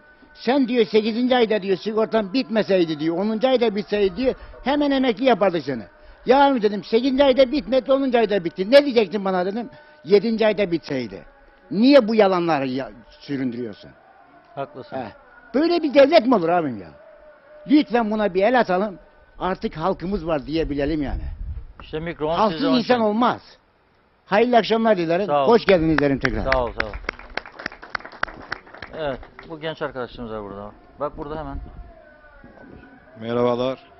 Ben Atay Zatıroğulları, Karakoylar Asbey Müzik Okulu'nun işletme mezunuyum. Burada her halkın bir şikayeti var. İşte hayvanların parçalanması ya da vesaire vesaire vesaire. Ama halk bulunduğumuz Karpaz bölgesinin gerekli tanıtımının yapılmadığını düşünmekteyim. Yani burada bir ekolojik turizm yapılmasının, Türkiye'deki Kapadokya'daki gibi buranın daha etkin şekilde tanıtılmasının ve gelen turistlerin burada şehirdeki o stresi unutarak bu bölgelerde hem tarım yaparak hem tatil yaparak buraya para akışını sağlayacağını düşünüyorum. Bir ikincisi bu ağlar bölgesindeki sorunlar Türkiye'de yeterli yatırımcıların bulunmamasının nedenidir. Bir üçüncüsü dediğimi unuttum, kusura bakmayın, ilk defa kamera karşısına çıkıyorum. Yani aslında bu halka hizmet etmek istemediklerini düşünmekteyim. Bu halk bulunduğu bölgeye mutasarrif bir ülke. Yani elinde bulundular ve söz sahibi olan insanlar. Ama başımızda olan kişilerin bu zihniyette olduğunu düşünmemekteyim. Acaba neden buraya yatırım yapılmamakta? Yani belki barış müzakerelerinde buranın yatırım yapılmak istenmemekte. Yani çok zor değil. Belki burası soğuk hava deposu kurulabilir. Belki buradaki ürünlerimizi Lefkoşa'ya, Girne'ye soğuk hava zinciri şekilde dağıtım yapabiliriz. Belki Rum tarafından gelen kaçak eti önleyebiliriz. Ve halkımız da orada zehirlenmeyebilir ve daha iyi bir hizmet alabiliriz. Evet, güzel Diyeceğim bu öneriler. kadar. İnşallah bunları siyasiler değerlendirir. Evet. Var mı? Buradan sanki var. Yoksa başkanın bir söz almak istedi. Devam edelim o zaman. Herhalde ekleyecekleri var. Şimdi Boltaş sakinlerinden Yüksel abi söz aldı. O makamda ne var diye. Biz seçimlerden önce köy köy gezdik. Şu anda da köylülerim, tabii benim kendi köylülerim şikayet ediyor. Seni artık göremiyoruz diye. Biz de köylülerimize artık bir köyümüzün olmadı, 12 köyümüzün olduğunu hep söyledik. Seçimden sonra da gezmeye devam ediyoruz. Koltuk yapmak isterse gelsin benimkini yaksın. Çok koltuk meraklısı değiliz. Tek derdimiz bu bölgeye hizmet etmek. Şimdi Kaleburnu muhtarıma çok güzel tespitlerde bulundu. Teşekkür ederim. Yani burada Devlet Su İşleri'nin yapmış olduğu su projesinde yolların açılması, yarılması ve daha sonrasında iğrenç bir şekilde betonla kapatılması, sonra o yolların tamamlamıyla preslenmemesi ve çökmesi sonucunda şu an Gelincik Kaleburnu arasındaki yol berbat bir durumda ve araçlarımız çok kötü zarar görüyor. O yolla ilgili hem Ulaştırma Bakanımızla görüştük hem de o yolla ilgili başvurumuzu yaptık. Kaleburnu Sipahi yolu yapılırken o yola geçici müdahale yapılacak. Kısım kısım en azından geçici olarak, çünkü 2019 yılında o yolu bütçeye almışlar. Aynı şekilde Ziyamet yolu da, Ziyamet yolunun girişi de karayollarına ait olduğu için de o yol da 2019 yılında bütçeye alınacağını söyledi. Şu anda bu sene 2018 yılı içerisinde bu yollar yapılmayacak. Ama kendilerinden aldığımız bilgi buradaki bir Türkiye'den gelen müteahhit firmanın Gelincik yolunun alttaki deniz yolunun asfaltlanacağını söyledi. Bunun dışında Esenköy yoluyla ilgili bir stabilize çalışması yapıldı. Asfaltlanmasıyla ilgili bir başvurumuz oldu. Yine Yeşilköy yolunun kooperatifin denize bağlanmasıyla ilgili bir başvurumuz oldu. Yine Erenköy'ün altında denize bağlantılı 4 yolumuz var. Onlarla ilgili bir girişimimiz oldu ve bunlarla ilgili biz dilekçelerimizi ve projelerimizi içeri sunduk. Umarım kabul ederler ve %20 keşif artışıyla bu sağlanır ve hazır burada müteahhit firma Türkiye'den gelmişken Türkiye Cumhuriyeti'nin katkılarıyla da Kalkınma Ekonomik İşbirliği Ofisimizin katkılarıyla da bu projeler yapılır. Tabii bu yolun bu kadar kötü olmasının en büyük sebebi yıllardır bu bölgeye yatırımın yapılmaması veya karayollarının bu bölgeye özen göstermemesinden kaynaklanıyor. Sürekli kendi bölgelerine veya daha o yandaki batıya nazaran bölgelere yatırım yapması. Şimdi Sayın Vekilim sürekli topu hep yerel yönetimlere attı. Doğrudur. Yerel yönetimler burada çok eksik kaldı. Geçmiş dönemdeki belediye başkanlarımız çok kötü yönettiler ve proje üretemediler. Ama bir bölgenin kalkınması sadece yerel yönetimlerin yapacağı projelerle kalkınmaz. Devletin de burada devlete hükmeden siyasilerin de o bölgeyi öncelikli kalkınma bölgesi ilan etmesi gerekir. Mesela Karpaz'ı öncelikli kalkınma bölgesi ilan etmesi gerekir. Daha sonra bu bölgeyle ilgili emirnameleri yani bu yasaknameleri kaldırması gerekir. Niçin yani sadece bizim bölgemizde, Karpaz bölgemize münhasır bu emirnameler var? Tamam biz demiyoruz ki gelsinler buraya mantar gibi ne yapsınlar. Ama en azından burada emirnameyi kaldırsınlar ve bu emirnameyi kaldırında imar planı çerçevesinde bir yapılaşmaya müsaade etsinler ki en azından buradaki gençlerimiz hem kök salsın hem de Bir bu bölgeye hayat canlansın tabii ki burada. kesinlikle emirnameyi kaldırmasan hangi yatırımcı buraya gelecek? Zaten bürokrasi aldı başını gidiyor. Yatırımcı bu ülkeye gelmekten korkuyor. Herhangi bir yatırım yapmaktan korkuyor. Aynen. Yatırım yapmaya kalkacak. 3 ay Bakanlar Kurulu'nu bekleyecek yatırımcı. Şirketinin onayı için. Ne dünyanın neresinde var bu? Adam para getirip buraya bir otel veya bir yatırım yapacak. Bakanlar Kurulu'nu bekleyecek. Şirket onaylansın. İşte malzemeleri gelsin. İşte işçileri gelsin. Yoktu dünyanın hiçbir yerinde yok böyle bir şey. Onun için ben hep bazen arkadaşlarımla sohbet ederken başkanlık sisteminin bir an önce geçmesini küçük ülkelerde başkanlık sisteminin bir an önce geçip bu bürokrasinin ortadan kalkmasını hep öneriyorum. Bunun dışında bölgemizin en önemli yapılması gereken, yine bakın 3 konu söyledim. Yani öncelikli kalkınma bölgesi ilan edilmesi gerekir. Emirnamelerin kaldırılması gerekir. Yani bunlar hükümetin yapacağı şeyler, belediyenin değil. 3, buraya bir üniversitenin kesinlikle ama kesinlikle yapılması gerekir. Buraya bir üniversite yapıldığında bu bölge olduğu gibi canlanacak. Yurtlar yapılacak, kafeler açılacak, barlar açılacak, Şimdi bölge canlanacak, bu yeni oteller size istihdam yarıyor, değil mi? açılacak. Efendim? Yeni oteller yarıyor size değil mi? Güzel oteller açıldı bu bölgeye. Ya şu anda bizim Bafra, bizim belde sınırları içerisinde değil. Şu an o iki otelimiz Mesela Limak nereye bağlı? Mehmetçi'ye bağlı değil mi? evet, onların hepsi Galatya Belediyesi'ne bağlı. Onun dışında yine Turizm Bakanlığı'nın bu bölgede az önce Sayın Muhtarımın söylediği, Kaleburnu Muhtarımın söylediği U dönüşü şeklinde eğer ekoturizme yön verilirse ve buradaki eski yapılarımızın, köylerimizin içerisinde çok güzel eski yapılar var. Az önce Sayın Vekilim Ziyamet'in içine söylediği aynı şekilde Gelincik'te de var, Boltaş'ta da var, Kurova'da da var, Kaleburnu'nda da var, dönüm bu yandan Sipahi'de de var. Her köyümüzde doğal güzelliklerimiz, eski yapılarımız ve tarihi eserlerimiz var. Bunların restorasyonu Turizm Bakanlığı ve eski eserlerle işbirliği içerisine girilip yapılırsa ve bu U dönüşü dediğimiz yoldan turistleri biz gezi rotasyonu şeklinde çevirebilirsek bu bölgeyi de burada vatandaşlarımızla bir çatı altında üreticiyle yani üretilen değerlerle gelen turistleri birleştirirsek çok güzel bir ekonomik katkı olacak buradaki evlerimize. Bunun dışında yine devletin yapabileceklerini söylüyorum ben burada. Yine hayvancıya katkı yapabilirler. Dediğim gibi bölgesel katkı yapabilirler. Akaryakıt anlamında katkı yapabilirler. Elektrik anlamında katkı yapabilirler. Yine tarımla ilgili de katkı yapabilirler. Sayın Vekilim biz hep seçimlerden önce az önce bir güzel bir espri yaptı ama Sayın Vekilim bu belediyenin kapanacağını, 2 ay içerisinde anahtarının teslim edileceğini hep söylüyordu. Ben de kendisine bir tane anahtarcıdan anahtar yaptırdım. İstediği zaman kendisi götürüp verebilir. Tabii bu da bir işin esprisi ama sağ olsun destek verdiği için. Bunun dışında yine Ulaştırma Bakanlığımıza buradan seslenmek istiyorum. Kıyı emniyetinde çalışan arkadaşlarımız var. Bu çalışan arkadaşlarımızın mağduriyetiyle ilgili ciddi bir sıkıntı var. Ciddi bir belirsizlik var. Bunun da çözülmesi yönünde Ulaştırma Bakanlığımız iyi adımlar atıldığını müsteşarıyla konuştuğumuz görüşmede bu vatandaşımız yine bölge vatandaşlarımız, 3-4 vatandaşımız var. Bunlarla ilgili bir adım atılırsa, en azından bu belirsizlik ortadan kalkarsa bu vatandaşlarımızın geleceği anlamda da önemli bir adım olur. Bunun dışında buradan Mustafa Naimoğulları hayvancılık başkanımız burada. Burada başkanım. Yani bu başkanımız da yani bu telef olan hayvanlarla ilgili nasıl bir devletle ilişki içerisine girdiniz? Ne yaptınız? Hangi girişim yaptınız? Onu sormak istiyorum size bir belediye başkanı olarak. Çünkü burada benim mağdur olan vatandaşlarım var. Telef olan hayvanlar var. Hangi adımı attınız burada? Yani çok merak ediyorum. Çünkü bu baskıyla olacak bir şeydir. Burada bir artık bu doğal afete girer mi girmez mi bilmiyorum. O kapsama girer mi ama burada başıboş köpeklerin hayvancıya çok ciddi oranda bir zarar vermesi var.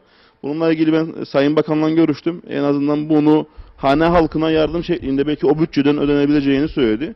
Yani bununla ilgili nasıl bir girişim başlattınız? Biz konuştuk ama siz nasıl bir girişim başlattığınızı ben belediye başkanı olarak merak ediyorum. Sadece bizim bölgeyle ilgili değil. Yani bu adada sadece hayvancılıkla biz uğraşmıyoruz. Diğer bölgelerde de var. Dolayısıyla yani yürür müyüz? Yürürüz, beraber gideriz. Keseriz, bir şeyler yaparız yani. Bu sonuçta bu hayvancının mağduriyeti var. Adamın 60 kuzusu vardı, 45-50 tanesi gitti. Çok ciddi, ben gözümün önünde ağladılar. Ben parçalandım yani. Bu anlamda nasıl destek isterseniz biz Karpaz bölgesi olarak diğer köyün muhtarlarımı da eminim bu konuda destek vereceğinden eminim. Nasıl bir destek, baraka mı yapılması lazım, devletin buna nasıl müdahale etmesi gerektiği konusunda yardım isterseniz biz yardıma hazırız. Teşekkür ederim. Evet. O zaman Mustafa Bey alsana o zaman mikrofonu. Mustafa Bey, Hemen cevaplasın bize Mustafa Bey bunu. Belki Hayvancılar Birliği'nin fonu vardır. Buyurun, sizi Yok mu dinleyelim. sizin fonunuz? Tamam. Öncelikle köyümüze hoş geldiniz. Ben geçen gün mandırama 50 tane kuzu attım. Telef oldu köpek şeyinde. Yani biz her sabah malımıza gidiyoruz. Her sabah ilgileniyoruz. Her sabah kendi malımıza özen gösteriyoruz. Biz de mahallarımız, başkanımız geldi yerinde kontrol etti. Mandıramızı geldi yerinde kontrol etti. Her şeyini gördü. Dört dörtlük bir mandıra. Yani derme çatlı değil. Biz her zaman kendi malımıza bu kadar bakıyoruz. Bu köpek sahipleri, hayvan sahipleri neden kendi köpeklerine, hayvanlarına bakmıyor? Hani biz bu kadar özen gösteriyorsak bunlar neden özen göstermiyor? Hani bu avcılar falan gelip başıboş köpekleri bırakıyor, Yakın. avlanmayan köpekleri Mikrofonu yakın. ovalara bırakıyorlar. Biz bu konuda çok mağduruk. Avcılar geliyor mandıranın içine kadar av yapıyor. Bunun önlemini hiçbir zaman alamıyor. Ta şeylerimize kadar sıktılar, kastellerimize kadar. Evet. Bu konuda çok perişanım. Doğru. Yani başkanımızla sağ olsun yardımcı oldu. Gittik İçişleri, muhtarımız da sağ olsun yardımcı oldu. İçişleri Bakanlığı'na gittik. Dedik böyle bir ödenek var mı? Nedir? Doğal afete girmiyor dedi bize. Oradan bir arkadaş da dedi ki benim dedi mandırama köpek girdi. Dikmenli bir arkadaş sahibi abi. 8 tane danasını parçalamış. Begoyunu parçaladı. Ben aldım dedi ayına varmadan. Yani bir ay içinde aldım dedi bu parayı. Ödenekten, örtülü ödenekten. Biz dedik biz de alabilirdik. Oradan gittik dediler Tarım Bakanlığı'na gidelim. Başkanımız sağ olsun yine bizi Tarım Bakanlığı'na götürdü. Orada yine derdimizi anladık ama Tarım Bakanı çok ılımlı davranmadı bize. Hani hiç yani ödeyeceğim denen hiçbir şey demedi. Ama İçişleri Bakanı'nın geçen gün festivalde gördük Yeşilköy'de. Yine konuştuk. Yine ılımlı davrandı. Uğraşacağını söyledi. Çünkü 50 tane kuzu telef oldu dedi. Yani bunun üstünde duracağını yine söyledi. Yalnız dedi 4 bakanlık dedi. Kalem yazacak dedi. Maliye Bakanı'na. O şeyden dedi öyle bir para çıkacak dedi. Ben Maliye dedim, Bakanı bulur, para vardır orada. O en güzel. vardır en ama yerdir işte orası. dedi o 4 bakanlık dedi kalem yazacak dedi. Biz bu bakanlıklar da bende yoktu. Yani çok mu uzak yani Bravo. birleşemiyorlar da Bravo. bu yazı yazıp da yollayamıyorlar. Evet. Hani bu konuda çok mağduruk yani. Peki Mustafa Bey ne söyleyecek bu ben merak ederim. Yasa nedir bu konuda? Evet, öncelikle herkese iyi akşamlar. Sayın Başkan Emrah Başkan'a buradan yürekten başarılar diliyorum yeni görevinde. Ve aslında bu görevde Emrah Başkan değil, bölge halkıdır şu anda bu görevde. Ve el birliğiyle özellikle bu zor günde kendisine destek olmaları gerekir. Çünkü çok zor bir görevi aldı, çok zor bir dönemde aldı ve çok zor şartlarda aldı. O yüzden tek başına bu işi başaramaz. Bütün bölge maddi manevi kendisine destek olması gerekir. İşten konuştu özellikle birçok konuda takdir ediyorum. Özellikle tabii ki bu bölge hayvancılık bölgesi. Tarım ve hayvancılık bölgesi ve yine de hayvancılık bölgesi diyorum. Çünkü neden? Bu bölgede ne kadar da turizme yönelik bazı açılımlar yapılsa birçok köylerde 100'e yakın küçükbaş hayvancı var. Onlarca büyükbaş hayvancı vardır. O yüzden özellikle bu bölgenin en büyük sorunu ahır bölgeleri, altyapılar, elektrik problemleri, diğer bölgelerde olduğu gibi yine bu sorunlar bu bölgede devam etmektedir. Ya ben özellikle demin köpekler konusuna değindi başkan. Ben bu konuyu izah edeyim. 2009 yılından beri tam 40 milyon TL üreticinin alacağı vardır. Doğal afetten dolayı oluşan zararlardan yalnız köpek zararları değil, doğal afetin oluşturduğu tarımsal afet ve hayvanlara verilen zararlar, ahırlara oluşan zararlardan dolayı 40 milyon TL üreticinin alacağı vardır.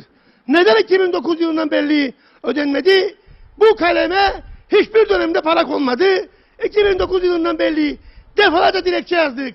Defalarca bu konuda başvuruda bulunduk Maliye Bakanlığı'na ve Genel İçişleri Bakanlığı'na. Her gelen hükümet 6 ay kaldı, 1 yıl kaldı, seçim dönemleri geldi. Bir türlü bu ödemede oluşmadı. Şu ana kadar 40 milyon TL'lik alacak var. Veli arkadaşımın ve bu bölgenin sorunu, her yıl gazeteyi açıyorsunuz. Ziyamet köyünde onlarca köpek, onlarca hayvan köpekler tarafından parçalanmış. Başka bir köyü açıyorsunuz. Yine aynı şekilde köpekler tarafından telef olmuş. Polis gelir yazıyor. Kaymakamlık gelir yazıyor. Tutanak alıyorlar. Ama akıbetinde hiç kimse bu konuda ilgilenmiyor. Ben arkadaşlarımı tabii ki İçişleri Bakanlığı'na randevu alıp götürdüğümde şunu dedim. Bu bir doğal afet değil. Afettir. Afet kapsamına giren bir olaydır. O yüzden bu konunun ayrı bir şekilde üreticinin bir suçu olmadan oluşan bir olaydır. Tamamen bu konu tabii ki Avcılık Federasyonu'nu aradım. Ve bu konuda kendisine dedim ki yani siz 12 tane köpek besleyeceksiniz, trolleye koyacaksınız, geleceksiniz Karpaz bölgesine, 2 tane köpeğinden geri döneceksiniz, 10 tane köpeği burada bırakacaksınız, avlamadı diye. Bu konuda hem ruhsatların arttırılması lazım, hem de çipsiz köpeği olanlara avcılık uygulanması gerekir. Yani siz çift sistemini geçeceksiniz, veteriner dairesiyle bu konuda yasal bir düzenleme yaptı şu anda ve yakın bir gelecekte bütün köpeklere çift sistemi uygulanacak ve çipsiz şekilde köpeği olanlara ağırcılar uygulanacak. Ama tabii ki burada bir mağduriyet vardır. İçişleri Bakanlığı dedi ki bunu siz özellikle Sayın Başbakan Güzelyurt bölgesinde doğudan zarar gören üreticilerden o bölgede şunu ifade etti. Ben ne olursa olsun bu bölgedeki üreticiyi tazmin edeceğim dedi. Ben de dedim ki Sayın İçişleri Bakanı'na madem bu tazminat Başbakan tarafından ortaya kondu, bu arkadaşları da bunun kapsamına alınız ve bunlar da oradan o paket şekilde oluşacak olan zarar ziyandan ödensinler dedik. Ve bunu da Tarım Bakanı'na izah ettim. Tarım Bakanı dedi ki bu Başbakan'ın görüşü dedi. Orada dedi nasıl oldu da bunu konuştu. Bunu da ifade etmek isterim. Nasıl oldu da bunu söyledi ben bilmiyorum dedi. Ben böyle bir şey söylemedim dedi. Ama İçişleri Bakanı bu konuyu Bakanlar Kurulu'na götürdü ve Bakanlar Kurulu'nda bu konu tartışıldı ve bu konunun üzerine gitmeye devam ediyoruz. Ta ki bu arkadaşlarımızın tazminatları karşılanana kadar. Çünkü gerçek anlamda mağduriyet vardır. Başıboş köpekler. Yani bugün hayvanları buldular, parçaladılar. Yarın orada çocuklar olsaydı çocukları parçalayacaklardı. Bu çok tehlikeli bir durumdur. Bir tehlikeli durumda şunu ifade edeyim. Su Dairesi Müdürünü uyardım. Değirmenlikten çıkan su hattının içerisinde siz de gördünüz. Vadileye gidene kadar plastik borular, taşlar, lastikler her türlü atık. Dedim ya siz bu hattın çıkış notasını kapamıyor musunuz? Kilit vurdu da kilidi kırıyorlar. Bu dedim çok tehlikeli. Yarın buradan zehir de dökülebilir. Bu hayvanlar değil insanlar da zehirlenebilir. Herhangi bir art niyet varsa. Daha sonra gidip o tarafı o bölge kaynaklandı. O çıkış noktası kaynaklandı ve emniyet altına alındı. Yani biz burada işimizi doğru yapmak zorundayız. Doğru yapmadığımız sürece de işte bunlar olur. Yasalar, demin bir arkadaşımız dedi ki hal yasası. Yıllardır ortada ya hal yasası. 7,5 lira domates konusunda şikayet ediliyor. Üreticiye soruyorsunuz kaça veriyorsun domatesi? 3 liraya. 3 liraya olan domates 7,5 lira markete satılır. Halk mağdur. Aynı işi ette yaşıyoruz. Ette de yine sıkıntı budur. Siz üreticiye aldığınız fiyata Bir baktığınız zaman bir kasap dükkanında 48, birinde 50, bir tarafta 70. İşte buradaki olay da aynı şekildedir. Burada da özellikle kooperatiflerin oluşturulması, şimdi Lefkoşa Belediye Mezbahası da devreye giriyor. Bununla birlikte küçük mezbahalar kapanacak ve onun dışında bu kooperatifler vasıtasıyla üreticiden tüketiciye direkt satışı ortaya koyarsanız, özellikle bu aracılar ortadan kalkınca fiyatlar dengelenecektir diye inanıyorum. Ben Sayın Başkan'a şunu ifade edeyim. Bölgede tarımsal ve hayvansal her türlü sorunda kendimize katkı koymaya hazırız. Ne gerekirse biz birlik olarak yardımcı olmaya hazırız. Gerek ağırlar konusunda, gerek bu konularda elimizden gelen her türlü katkı koyarız. Ben bu konuda, bunun dışında özellikle bu bölgede yaşayan birçok arkadaşımız da çek mağdurudur. İşte Şenol arkadaşım burada. Kendisi 1,5 yıldır kasaplara kuzularını verdi.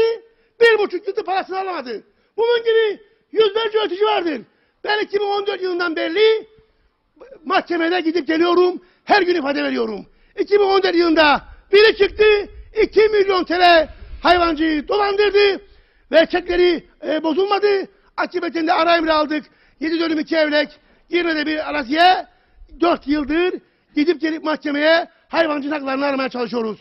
Ama diğer arkadaşlarımızın sadece elinde çek var ve bunu sadece bu çek bozulmadığı için yalvarıyor, hadi bana para ver diye vermiyor. Yani yasalarımız suçtan yana, yasalarımız yanlış yapandan yana, haklıdan yana değil, hırsızdan yana affedersiniz. Yani bu noktada bu arkadaşlarımızın mağduriyeti mahkemeye de gitse, adamlar gene ben baktım, istediğin yere git. Ve şu anda ben bunun gibi birçok kişiye ilgili şahıstan parasını aldım. Zorla aldık. Tehditle aldık affedersiniz. Şenol arkadaşımız için de bunu yaptık. Ama her gün kandırıyor. Ay başı vereceğim, ay sonu vereceğim diye. 1,5 yıldır neler çekti bu hayvanlarını büyütsün, işte mağdur durumda olan birçok hayvancı. Yani Karpaz bölgesinde olan birçok hayvancı bu konuda mağdur. Neden? Çünkü tanımadığı insanlar bu bölgeye gelir, kudusunu alır, oğlağını alır, çek yazar gider, çekler bozulmaz, arkadan koşturunuz, çözüm bulasınız. Yani özellikle bu ülkenin en önemli şeyi, halk ne istiyorsa Reşat Bey, adalet istiyor. Halk ne istiyor? Hizmet istiyor. Halk ne istiyor? İlgi istiyor. Bizim belediye olarak, hükümet olarak bunları sağlamamız lazım. Bunun için de ben hem siyasileri hem belediye başkanını da bu konuda özellikle bu dönemde kendisine başarılar diliyorum. Siyasileri de uyarıyorum. Bu konulara yasaları meclisten geçirmek için hızlı davransınlar. Yıllardır hal yasasını konuşuyoruz. Halen daha meclisten geçmedi. Halen daha uygulamaya girmedi. Teşekkür ederim arkadaşlar. Sağ olun, sağ olun. Evet, bu çök meselesi bu adanın, ülkenin en önemli sorunudur. Ben de duyuyorum. Adam kesiyor çeki. Git koştur beni mahkemeye ver diyor ondan sonra. Mahkeme senelerce olmaz. Biraz daha arkaya. Olursa da ödeyemez. Ödeyemem hakim bey der. Takside böl beni der. Bilmem ne der. Adam mağdur olur. Bu para istemez Sayın Mebusun Bey mi? Meclisten bir yasa geçireceksin. Bitecek bu iş. Evet. Evet. Evet Reşat abi. Evet. Ziyamettin hepsine iyi akşamlar. Şimdi eskiden tahılambar dediğinde... Açın mikrofonu arkadaşlar. Duymuyoruz seni. Eskiden tahılambar denildiğinde şimdi akıla mesarga gelirdi. Kıbrıs'ın et ambarı dediğinde, hayvan ambarı dediğinde karpaz gelirdi. Ne çıktı ki geçmiş dönemdeki siyasiler ve şimdikiler karpazlı hayvancılığı bitirdi. Yok turizm, yok onu, yok bunu, yok emirname, yok hastalık, yok bu. Hayvancı perişan halde. Arkadaşımın kuzularını parçalı köpekler.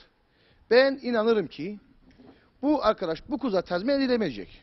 Çünkü öyle bir siyasi otoritemiz vardır bizim bu memlekette. Hiçbir zaman için köylünün işi bir haber olmaz. Bir tarım sigortamız vardır ve tarım sigortasına bütün hayvancı yatırır, parasını yatırır, kesintisi olur, her şey olur. Bir tek ödenen büyükbaşın dana ölümleri. Bir de şimdi yeniye çıktı, Bursa'da hayvanlara ödeyecek tarım sigortası. Ama sen küçük baştan da vergini alın, kesintini yapan o fona, küçük başın tazminatına gelince bir tek tüzük gereği Bursa'da ödeyecek. İşte burada yapılan bir yanlışlık. Siyasilerimiz bir tek bilir birbirine kavga etsinler. O kahvede, o programda, onda bunda. Ama biraz da bu köylüye hiç değinen yoktur. Sadece arkadaşım neyi mağdur?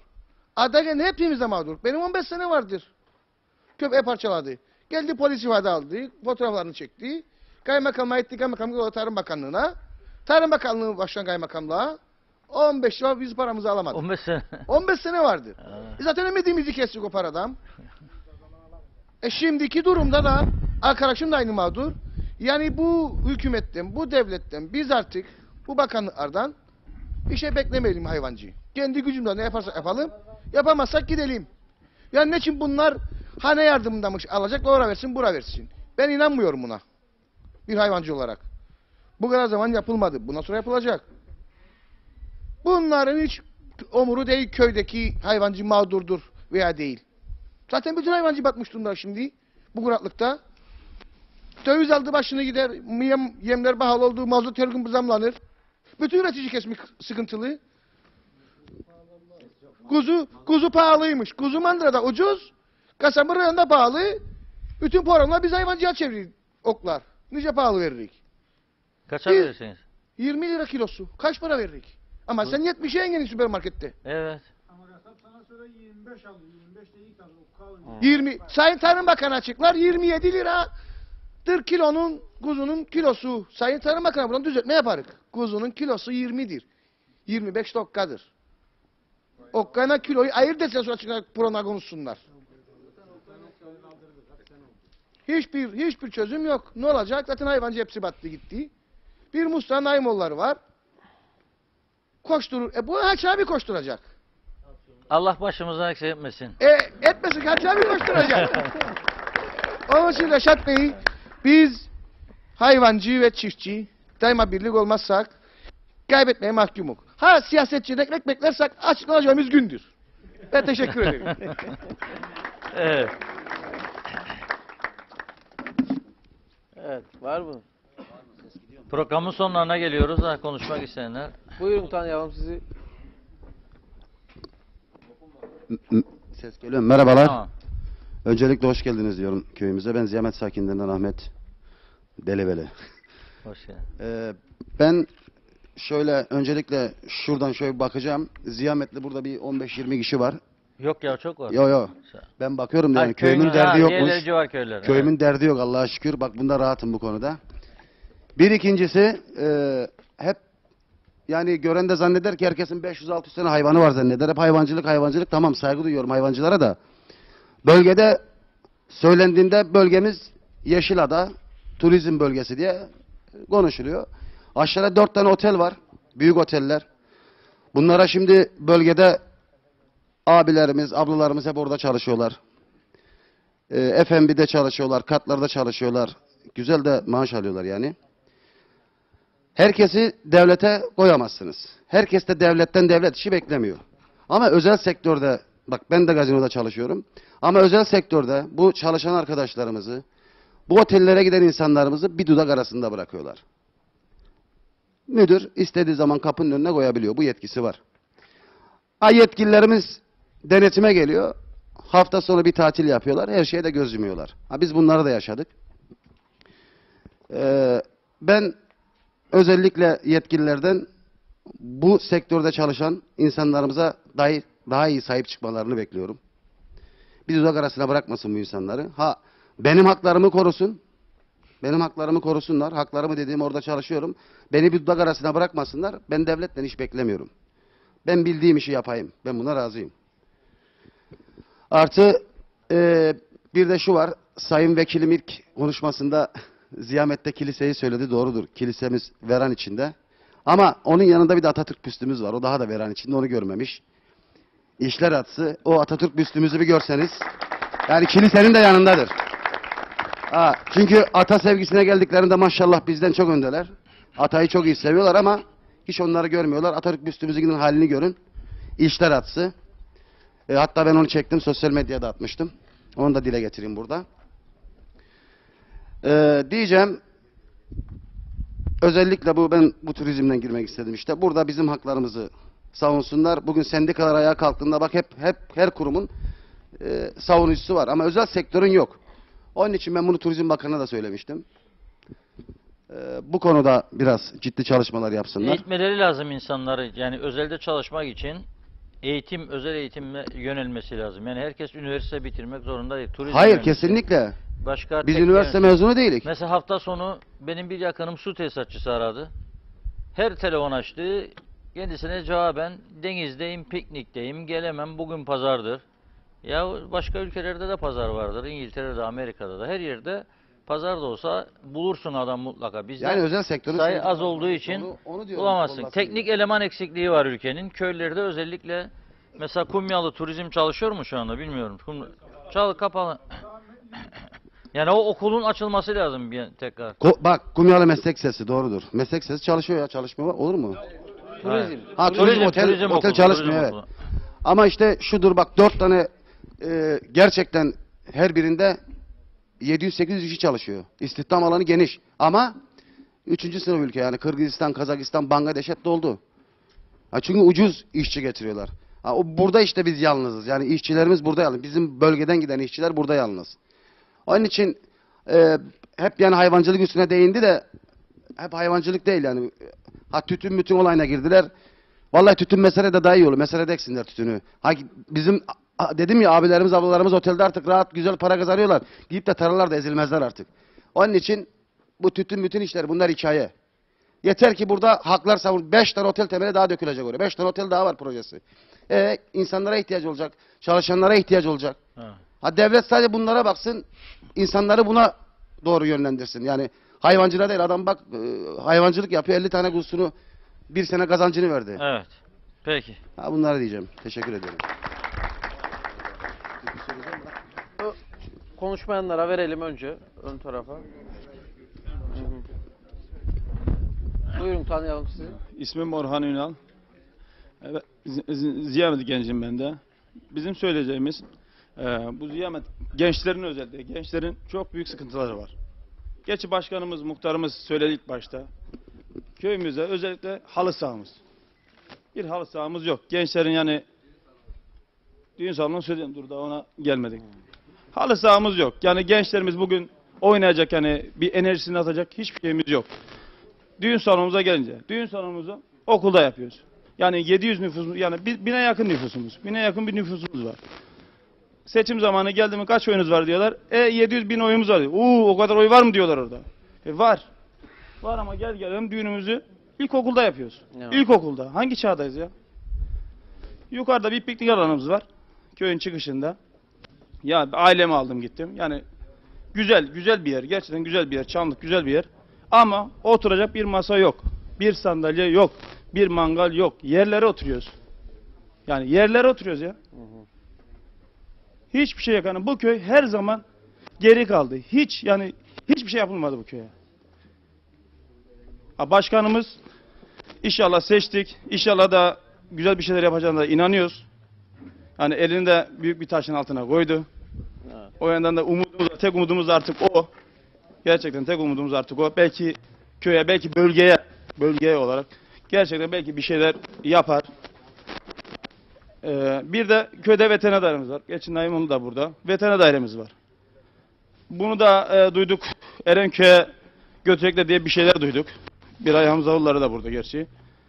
Öyle bir söylenti var. O da Erenköy'e gidecek diye. Orada çalışan 5-6 kaç kişi var? 6-7 kişi var. Ziyamet köyünde çalışan bir kişi yok. Yok, Ziyamet köyünde çalışan bir kişi yok orada. Hep sağdan soldan. 2 tane Yeşilköy'den, bilmem nereden, oradan. Ya bir tane olmaz mı bu köyden çalışan ya? Daire Ziyamet'te. Daire Ziyamet'te. Ziyamet'te olan bir devlet dairesi. Bir tane dairemiz var zaten, devlet dairesi. Bir de karakolumuz var. Başka yok.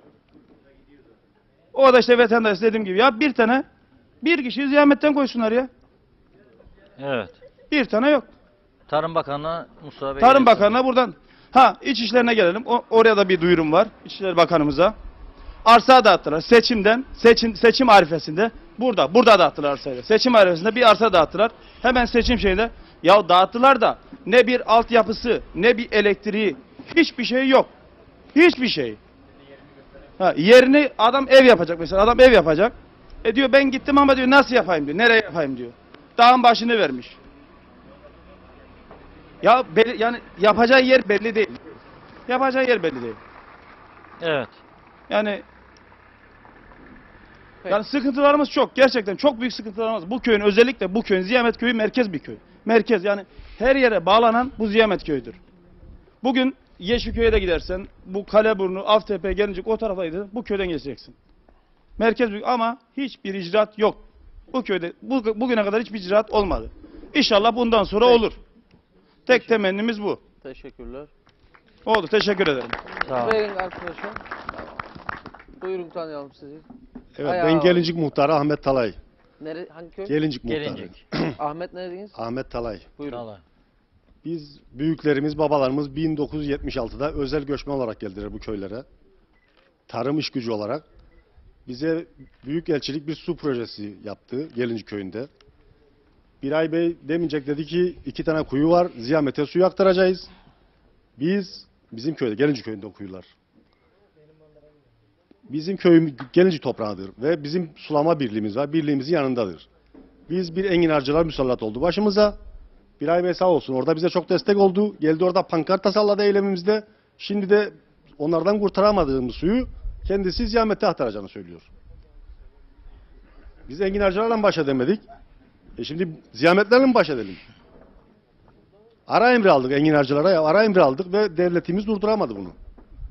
Kaçak su, adam çıktı geldi şeyden, alan içinden bir parça tarla satın aldı. 100-200 dönüm enginar ekti. Bizim orada bir suyumuz var, suyumuzu elimizden aldı. Biz mağduruz. Mahkemeye verdik, ara emri aldık. Hiçbir şey olmadı. Evet. Biray Bey o gün yanımızdaydı. Şimdi ne oldu da suyumuzu, zaten suyumuz bize yetmez.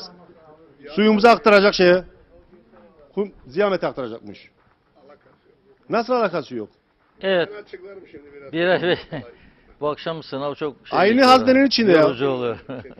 Özel, yani bize o arsaları verirken herkesten 22 dönüm arazi kestiler. Tamam. Peki. Abi aynı yerdedir. Aynı bölgede, aynı su. Şimdi Biray Bey size cevap verecek bu konuda. Aynı su ya, aynı su. Tamam. Yani Tamam biz mı? bir enginarcılarla mücadele edemedik, başaramadık. Mahkemeye de verdik, ara emri de aldık. Anladım. Adamlar baştan suyu gene götürdüler. Şimdi gene hazırlık yaparlar, gene götürecekler suyu. Su savaşları başladı demek Su ki. savaşı var. Yani biz bir tek geçimimiz odur Gelincik Köyü olarak. Başka bir geçimimiz yok. Nasıl Tamam. 4'te 1'ini? Teşekkür ederiz, sağ ol. Evet. Al, arkadaş alsın mikrofonu. Evet. Hadi yürü. Yürü. Evet. Tanıyalım sizi. Ben Derince Köyü sakinlerinden. Yakın tut, yakın. Derince Köyü sakinlerinden Kemal Cüzü. 30 senedir devlette bürokrat yaptım. Devlette bilirim. Devlete varmadığın müddetçe, derdini anlatmadığın müddetçe devlet seni bilmez bir. İkincisi, bu bölge kırsal bölgedir. Norm kadroda 60 dönüm arazi verilmiş. 60 dönüm, 70 dönüm arazinin içinde 15-20 tane zeytin var. Ekilse bunun 30 dönüm ekiliyor. 30 dönümü bu köylü vatandaş çiftçi ekse ne kazanır? Altın olsa ne olabilir? Gelir olsa ne getirebilir yıllık bütçesine? İkincisi, bu bölgedeki hayvancıların, hayvanlar zaten eskisi gibi değil. Yani birçoklar hayvandan vazgeçtiler. Tamam bunlar. Diğerlerinde kasaplar, arabaların arkasında çekme kantarlar var. Tırnak ucuyla tutuyor. Allah'tan silo da yapıldı da. Tırnak ucuyla tutuyor, diyor ki 50 okka geldi. Ama 52 okka geldi. Arabası 50 kuzu alıyor. 50 kuzu aldığında ne yapar? 100 okka çarpar. 100 okkayı ne yapar bugün? 26 liradan şu kadar para eder. Mikrofonu duyalım sizi. Ha. 100 okkası 26 liradan çarp. İkinci bir olayda ölçü ve tartı aletlerde Kuzey Kıbrıs Türk Cumhuriyetlerine 14 yıl olmuş. Sayın Serdar'a ben geldi sordum. Sayın Bakan dedim. Ölçü ve tartı aletleri dedim. Burada ne zaman dedim yasalaştı? 14 yıl oldu. Tamam güzel 14 yıl oldu ama niye okka ısrar ediliyor? Okka'nın bana bakan olarak, Maliye Bakanı, Hazine Bakanı olarak Okka'nın kilogram olarak aradaki Farkını bana söyleyebilir misin? 250 mi? 270 mi? Yani 27 mi? Vatandaş çarpıyor. Niye? Sen de diyor kuzuyu diyor verme kasaba. Vermeyeyim de kardeş kusura bakma. Ben Kıbrıs ağzıyla konuşuyorum. Benim kuzum sizin deyimle koç oluyor. Anadolu deyimle Bahadır koç oluyor. Onu dedim. Millet gülüştü. Hoşuna gitti. Ha verme. Ne yapayım? 60 tane koyunum var. 50 tane kuzum var. Evde bir pança yem yediremezsem ne yapacağım? Kasaba hakim olacağım. Diyor ki kasap. Kemal'in kuzusunu alma. Mızır adam. Alma diyor. Birbirini istişareliler. Ama şey de burada. Hayvancılar Birliği Başkanımız da burada. Arkadaşlar bu işin devlet tarafından önlenmesi gerekiyor. Madem yasa geçti, yasa uygulanacak. Arazilerimiz diyorum bak. 60 dönüm, 70 dönüm norm koridorunda göçmenlere arazi verildi burada. Ondan sonra kuraklık. Adam gidiyor memurdur. Bilmem polistir. Gidiyor binlerce dönüm arazi ekiyor. Kuraklığından şuna. Ama taranın yüzü tıttırıver geliyor. Ben görüyorum. Ben Paşaköy'den beriye kredi dağıttım. Para çantayla bizde dip karpuza kadar kredi dağıttık biz vatandaşlara. Allah Allah. He. Bizim köyden geçmedin ama sen. Geçtim bütün köylerden geçtim. Sen beni tanıman ayrı mesele. Bir ayağım zorları iyi bilir beni. Tamam mı? Aha. Aha. Geçtim. Vigo'ya dağıttım. Geldi birisi tıp vurdu şeyde. Yakın He. mikrofonu. He. Boynuma vurdu. Sizin dedi Allah belanızı versin dedi. Yapma öyle de yasak. Onu Yok söyleme. yok vatandaş Onu vatandaş. söyleme. Siz Ama sen dedi onu ben söyleme. para vermiyorsun. Ya senin borcun var 80 milyonun kapat da sana 20 milyon verek dedik yani. Borcu kapatmadan sana borç üstüne borç verildi mi dedik. Bu memlekette kim alır kim götürür kim bilmem. Belli değil. Çek yasası malum yani. Bilmem ne malum. Kuzu verin kasaba mahkum olun. Arpa buğday verin. Bilmem işte vatandaşın artık inisiyatifine kalmış veyahut da orada. Ha bir de dairelerde vatandaşa bakılmıyor. Burnunu yere veriyor. Mesai saatlerinde 1 saat sonra başlıyor vatandaşa hizmet ediliyor. Bana geldi dedi ki sabah birisi 8'e 5 kala imzamı attım içeri girdim ekranımı açtım. Ben dedi gideceğim işime dedi benim işimi yap. Tamam ben işimi yap. Ben de kendine gittim aksine. Kooperatif isim de vermek için. Ben de çayımı kahvemi içiyorum dedi. Ya dedim sen gelirken bana bunu dedin. Plan zaman. Şimdi sen çayın kahveni mi içiyorsun? Sen burada maaş alıyorsun. Evine ekmek götürüyorsun. Çocuğuna nafaka götürüyorsun. Sosyal güvenceni sağlıyorsun dedim. Ama gariban vatandaş gelecek, işi olmayacak, gidecek, bekleyecek.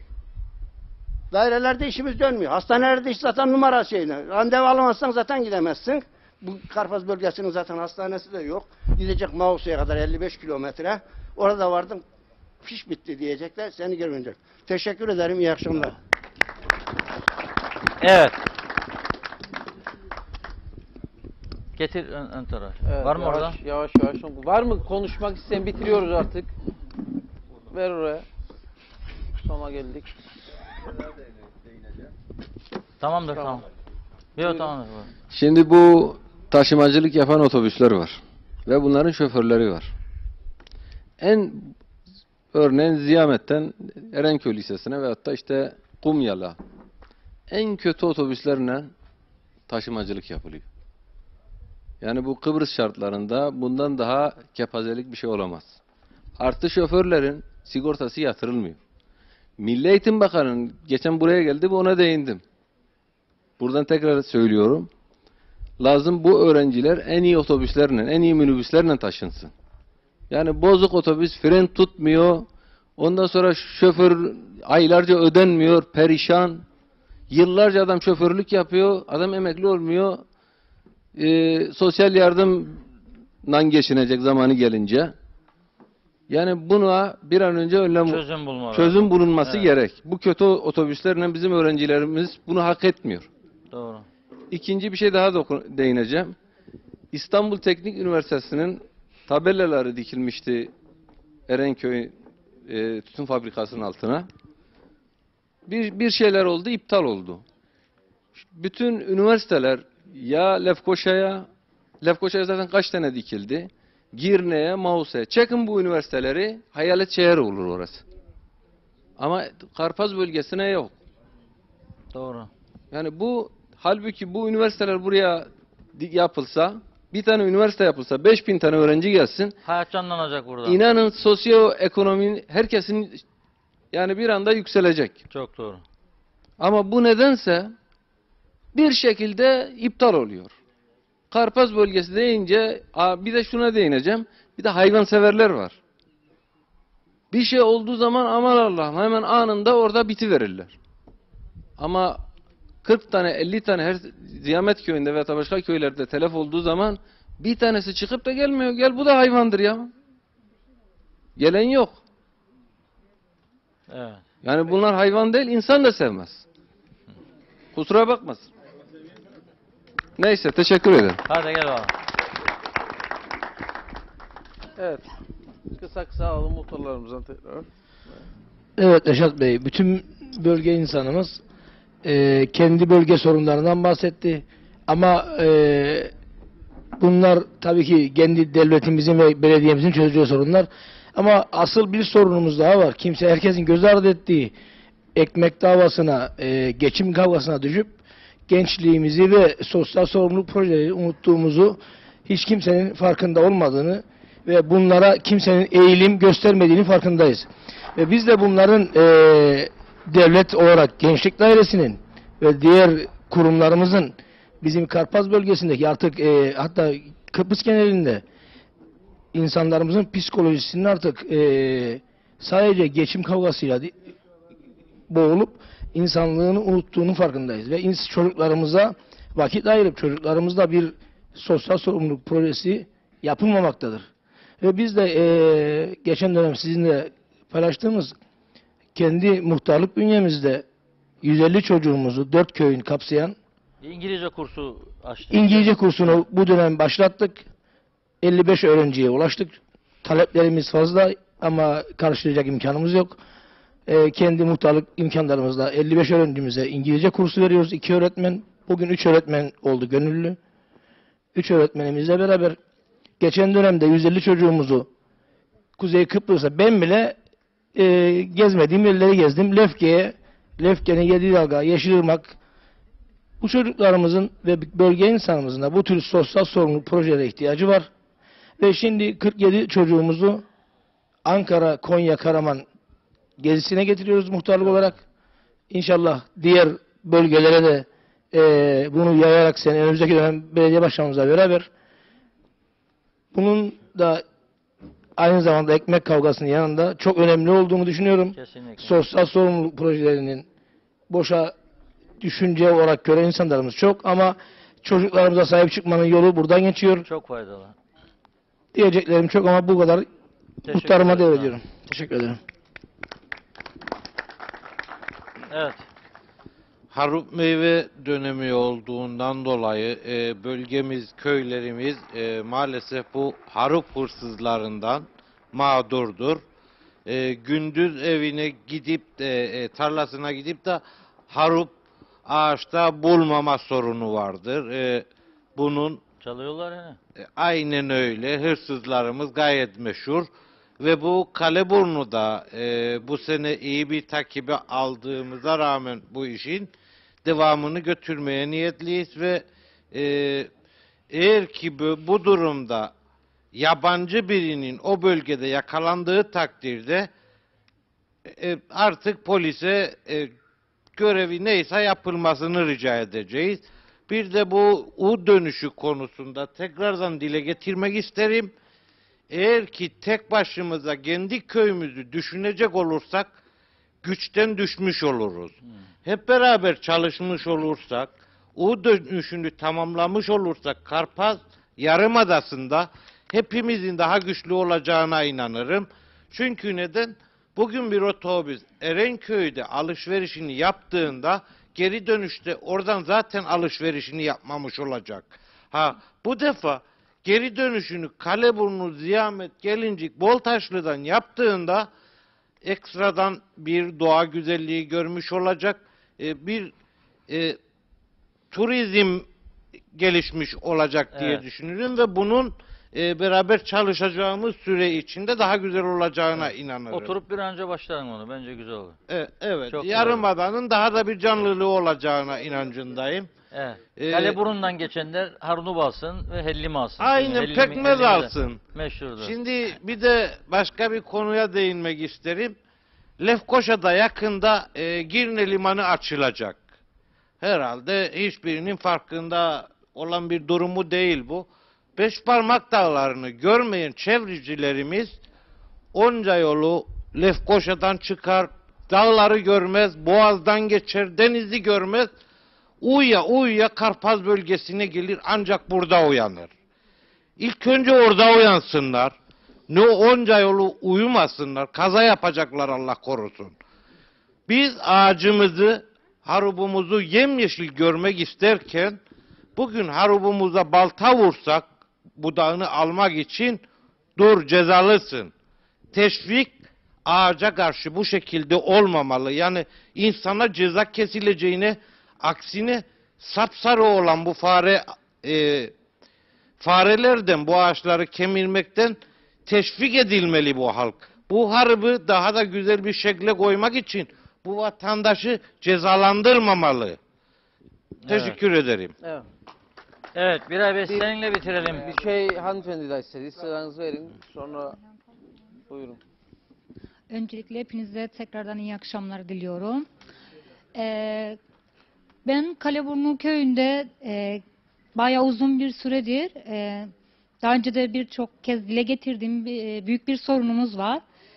Kaleburnu köyünden maalesef Mausa'ya devamlı sürekli giden bir otobüsümüz hiç yok. Bu bayağı uzun bir süredir. Ben buradan yetkililere seslenmek istiyorum. Zaten bir ilkokulumuz zamanında vardı ve kapatıldı. Hala her zaman üstüne basa basa söylerim. Çünkü bugün ilkokulu boş verin, kreşe giden bir küçücük yavrunun kalkıp da Derince'deki okula gitmesi, aradaki mesafeyi zaten yani küçük bir çocuğun gitmesi çok büyük bir şey. O zaten yok ve Mausa'ya giden bir otobüsümüz yok. Bugün acil bir şey olsa yani herkes araba sürmüyor ya da ne bileyim herkesin altında arabası da yok. Mausa'ya gitmek istediğimizde bugün ancak işte sağdan soldan koşturuyoruz. Eş dost birine yalvarıyoruz, yakarıyoruz. Bizi işte Derince'ye kadar en yakın neresiyse, nerede otobüs varsa biz oraya yetiştirin, oradan Mausa'ya gidelim. Aktarmalı bir şekilde. Bunun bir de dönüşü vardır. Yazlı da vardır, kışı da vardır. Ya. Bir kadın çok defa ben rastlıyorum. Benim arabam olabilir. Ben gidiyorum yollarda da görüyorum. Bir kadın kışta yağmurun içinde mesela atıyorum Avtepe'de bekliyor. Orada artık otostopla kimi bulursa artık ne saat bulursa gecenin bir vakti artık Kaleburnu köyüne gidecek.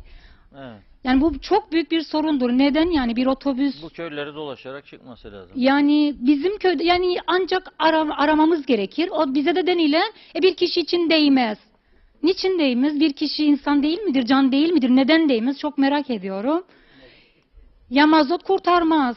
Öyle mi? Yani insana değer burada nerede?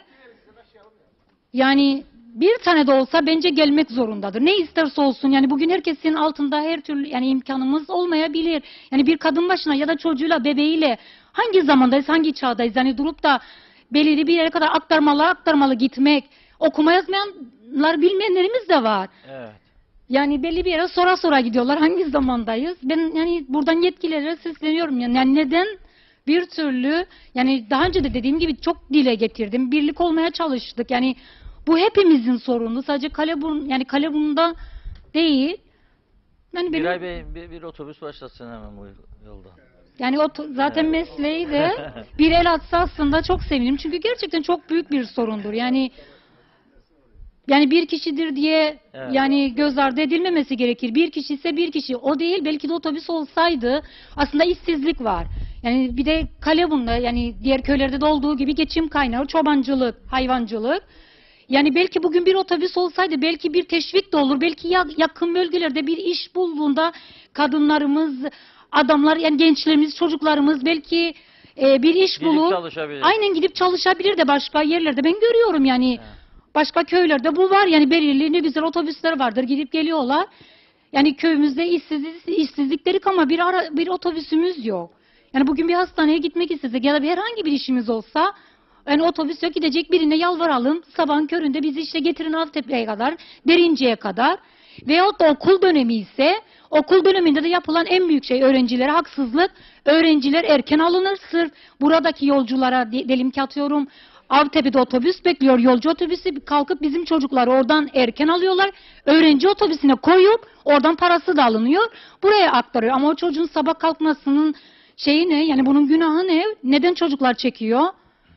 Yani bir otobüs yüzünden bunlar hep başımıza geliyor. Yani böyle büyük bir sorunumuz var. Ben yetkililere de buradan sesleniyorum. İnşallah bir iş sanmıyorum ama teşekkür ederim. Tamam. Evet. Şimdi ben muhtar olarak Miray abim bu veteriner dairesi için ve bu özel eğitim için duyumlar alıyoruz tabii ki. Veteriner dairesini ve özel eğitimi Miray Bey Erenköy'e götürüyormuş. Duyum. Ama doğrudur ise kendisinden ağzından duymak isterdim ben bunu ki doğru mudur, yalan mıdır diye. Teşekkür ederim. Buyur bir abi. 1,5 saat senindir mikrofon. 1 saat 31 dakika. Herkes beni konuştu değil. Sayın Akar, keşke diğer 4 vekil de burada olsaydılar veya bir abilerine saldırırken bu arkadaşlar keşke diğer 4 vekile de saldırsalardı.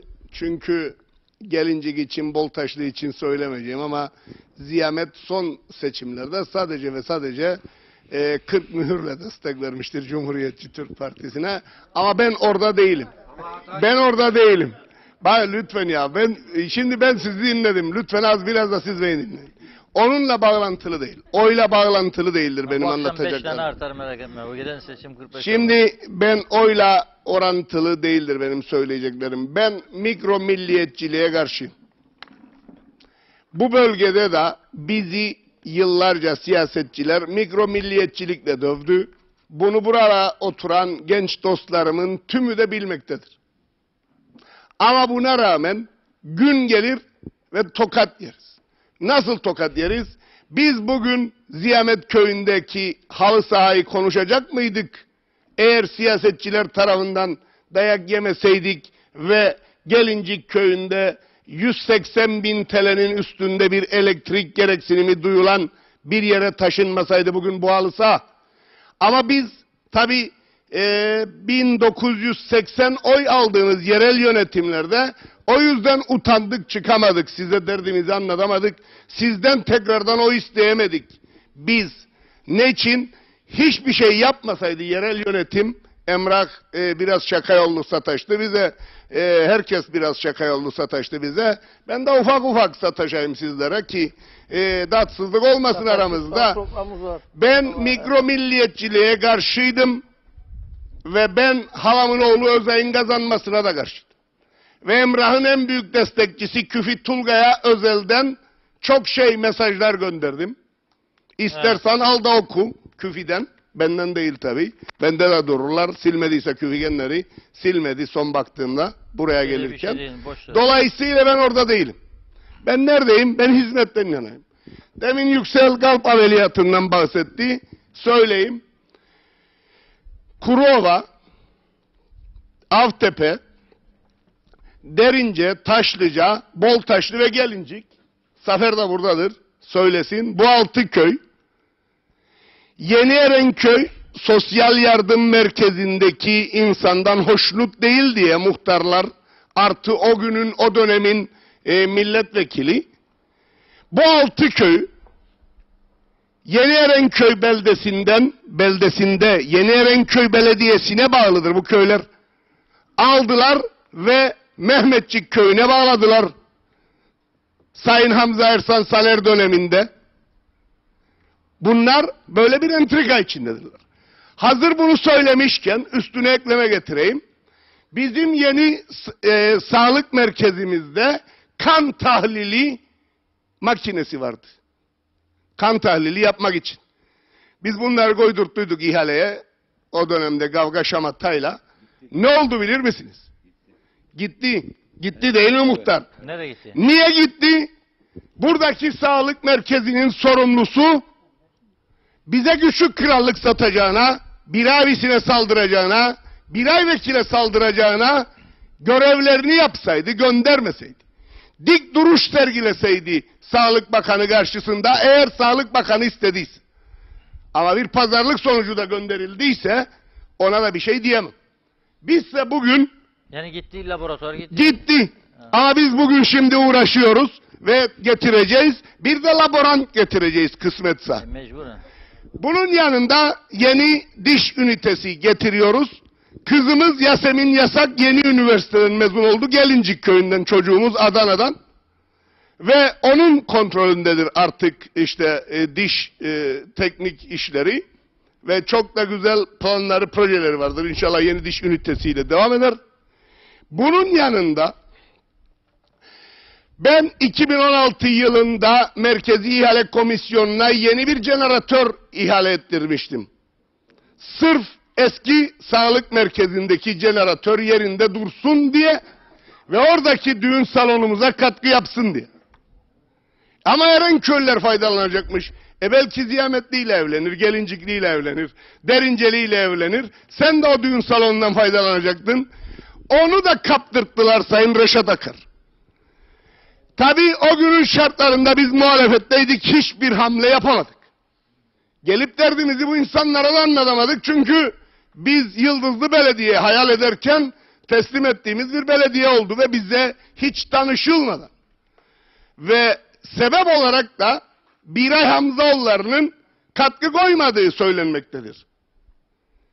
Bense genel bağlamda işte biraz Sipahi Muhtarı bizi dinlerdi, biraz Hacı dinlerdi, Zafer da dinlerdi. Ahmet zaten yeni seçildi. Nereden başlayalım? Ahmet'ten başlayalım yoksa Zafer'den başlayalım? Boltaşlı köyünden başlayalım. Var mı oğlum orada bizim bir tane kilisemiz? Otobüsler gelip duruyor mu? Ama pislikten geçilmiyor. Orada bir sorumlu yok. Yani işte demin Sayın Muhtar kaçtı söyledi de kaçtı Kaleburnu Muhtarı. Ha ileridedir sigara içer. U projesi dedi ama U projesi derken mühür bastığı arkadaşlar bakanlık yaparken Kaleburnu Müzesi için ne düşündü? Ne projesi var? 3 yıldan 4 yıldan beridir iktidardadır. İsteyen istediği kadar gelsin. Bu bölge sorunlarını benden daha iyi kimse bilmez. Sayın Akar, ben 32 yıl otobüs şoförlüğü yaptım ve bu halkın sayesinde kardeşlerimi okuttum. 2 tane kızımı okuttum. Dolayısıyla benim diyet borcum var gibi hissederim kendimi ve ben bu bölge için kelle koltukta savaşırım. Ama daha büyük bir güç isterim. Mikro milliyetçilik yapmadan. Eğer mikro milliyetçilik yapmaya devam edersen bu siyasetçi seni dövecek. Küçük krallıklar ki derim size işte demin söylediğim şekilde bu küçük krallıklar yalnız sağlık merkezinde bize ne kadar zarar verdiler. Bir şey daha söyleyeyim. Sayın Başkan da dinlesin. Batıdan yolu çıkartabilmek için Sayın Akar 25 tane yazılı soru sordum meclisten. Ne oldu? Nerededir? Nasıl gider? En nihayet sonunda ihale ettirdik ve batıdan yol çıkarttık sağlık merkezine. Bunun yanında evet Avtepe ana yolunda Lale Festivali'ni kutlamaktayız. Lale Festivali bizim sembolümüzdür aslında. Karpaz halkının sembolüdür. Şimdi muhtar daha dün seçildi, bugün şikayet eder ama Kaleburnu Sipahi yolunu 2016 yılından sonra eğer oy verdiği insanlar ki ben iddia ederim 50 vekil var, 49 tanesini getirecek, 45 tanesini, 3-4 tanesi bilebilir çünkü nerede olduğunu, 45 tanesini getireceğiz, gece nerede olduğunu bilirse, o yol nereden nasıl gidilir bilirse, ben milletvekilliğinden vazgeçerim. Nasıl işte o zaman Sezar'ın hakkını da Sezar'a versin arkadaşlar. Giray Bey toparlayalım artık. Evet toparlayacağım. Geliyorum Yeşilköy Kilisesi'ne, hazır yerel yönetimler sorumlusu da buradadır. Kilisenin içinde çok eski bir kilise vardır. Başkanısın. Fark etmez. Yerel yönetimler başkanı. Pardon. Başkan. Şimdi Sayın Başkan Yeşilköy'ün içinde 500 yıllık bir kilise var. Yani kilisenin içinde. Guydur Sayın Akar. Bugüne kadar hiçbir yerel yönetim bunu hortlatmadı. Efendim arkadan Cahit bize laf atar. Sağ olsun iyi dostumuz, zamanında topçumuzdu kendisi. Şimdi çobandır bizim gibi. Ve dolayısıyla şunu söyleyeyim. Elbette kiliseden bahsedeceğim çünkü turist bekliyoruz. Turistten gelir bekliyoruz.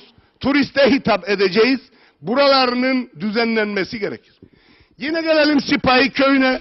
Muhtarla Heykeller ve müzeler daireleri falan filan. kesinlikle Sayın Akar. Bazilika diye bir yerimiz var. Bazilika diye bir yerimiz var. İşte muhtar buradadır. Bazilika'nın orada bugün NTL'in getirdiği grupları Sipahi Köyü'nün içinden geçirecek olursak ve Bazilika'da park edecek yerimiz de var otobüslere ve oralarda ufak çarşılar kurarsak herkes faydalanacak. Geçtim onu, yine Sipahi Köyü'nde meydan projesi diye bir projemiz var. Ama bunlar, yine söyledim gene söylerim, yerel yönetimlerin çizdireceği, çizeceği ve zamanında bitireceği projelerle olur. Geçitkale Belediye Başkanı 4 yılda 51 proje bitirmiştir. Geliyorum üniversiteye, 10 yıl hizmet yapılmadı. 10 yıl bir şey yapılmadı. Ve Sayın Başbakan Tufan Erhürman, Türkiye ile birlikte diyalogda bulunarak ve İstanbul Üniversitesi'nin de rektörüyle konuşarak buralara yatırım yapamayacağının altını çizdi. O yüzden iptal edilmiştir.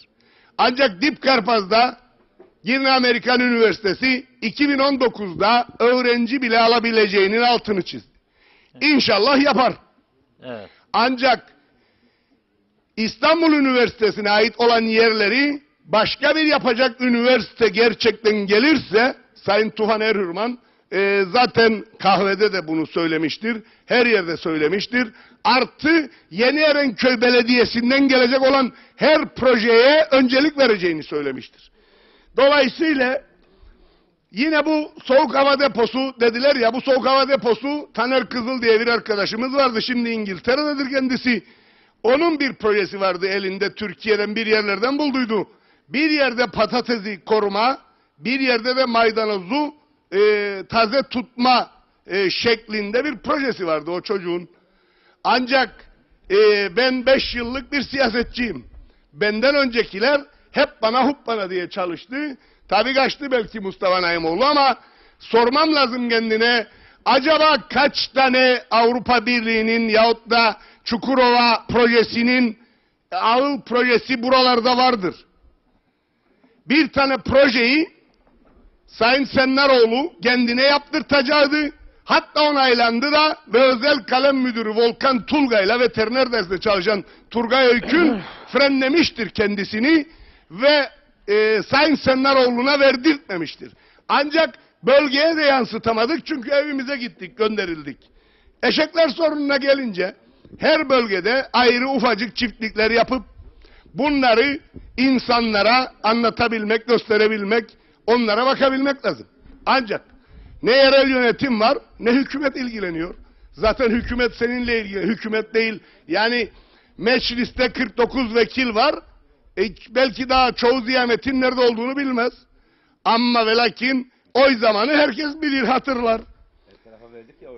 Neyse buraya hava gelen insanlardan bahsettiler. Toparlayacağım. Hadi. Buraya hava gelen insanlar köpeklerini bırakır. Çip yasası vardır Sayın Naimoğlu. Çip yasası vardır. Lütfen bunu uygulayın bırak. Tamam mı? Çip yasası vardır. Bütün köpeklere çipleri koydur. Bu köpekler bizim bölgeden mi? Ki bizim hayvanlarımızı yer. Yoksa başka yerden mi? Beni o kadar ilgilenir. Çip olsaydı bugün o çocuk bilecekti. Hangi köpektir, kimin köpeğidir diye. Neyse, dolayısıyla bunu lütfen irdele Sayın Emrah Yeşilırmak ve bunu en hızlı bir şekilde uygula. Şimdi emirnameye geliyorum. Düşüyor telefona. Düşmez. Telefonu alamayacak. Düşse bile şey değil. Evet, dolayısıyla dostlarım ben bu milletvekilliğini öyle tabii bütün milletvekillerini kastederek söylenir ama ben kendimi biraz arı tutayım bu işlerden. Ben 3.700 lira sosyal sigorta maaşı alacaktım. 3.000 lira da partim keser bana, 6.700 lira.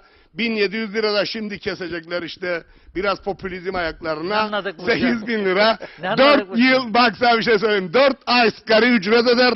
Benim öyle bir derdim yoktur. Zaten sizler beni yakından takip ediyorsunuz, biliyorsunuz.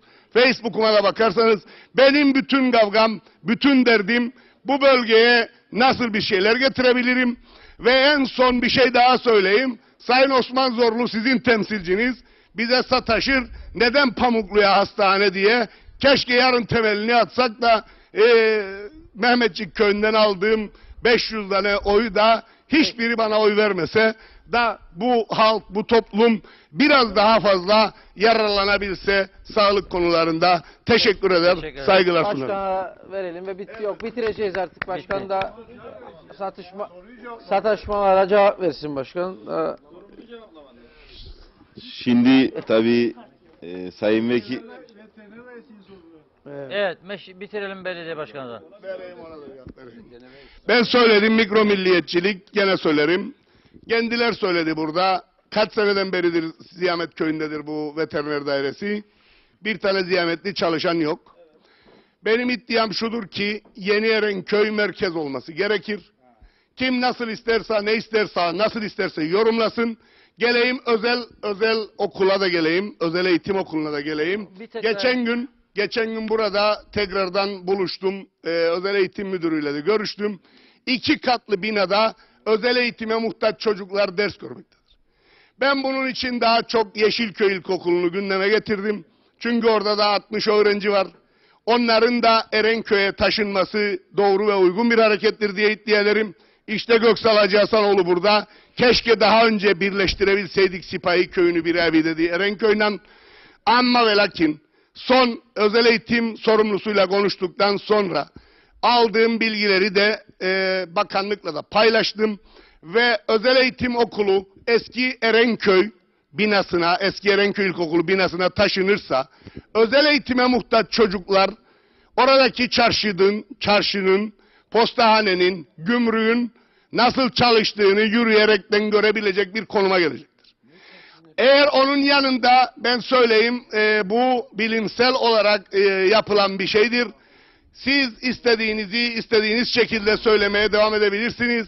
Ancak ve ancak onun yanında Erenköy İlkokulu da son yapılan Portakal Çiçekleri projesinden dolayı 4 yaş ana sınıf 1-2 şeklinde o kalacak. 3, 4 ve 5 Yeşilköy İlkokulu'na taşınacak.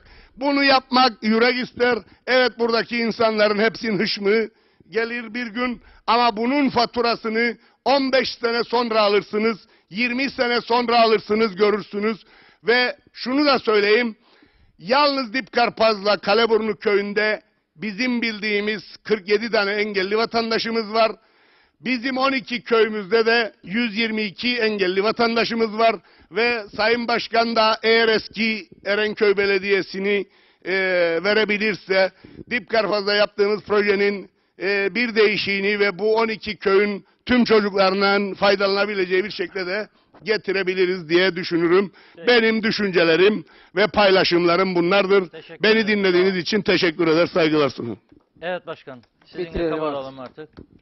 Şimdi Sayın Vekil tabii buradaki köyün hassasiyetlerini aldınız mı bilmem. Yani burada bir veteriner dairesini taşıyacaksınız. Buradaki köy halkına sordunuz mu? Buradaki özel eğitim mikro milliyetçilik değil mi ya? Yani sordunuz mu? Bir dakika, siz konuştunuz, ben de konuşayım. Ben sizi kestim mi Sayın Vekil? Bir saniye. Bir şubede Dipkarpaz açılması lazım. Haftada bir gün Kaleburnu'na gidiliyor. Veteriner orada hizmet veriyor. Şube vardır Kaleburnu'nda. Ziyamet görüyor. Bir tane daha. Nerede bizim arkadaş? Evet.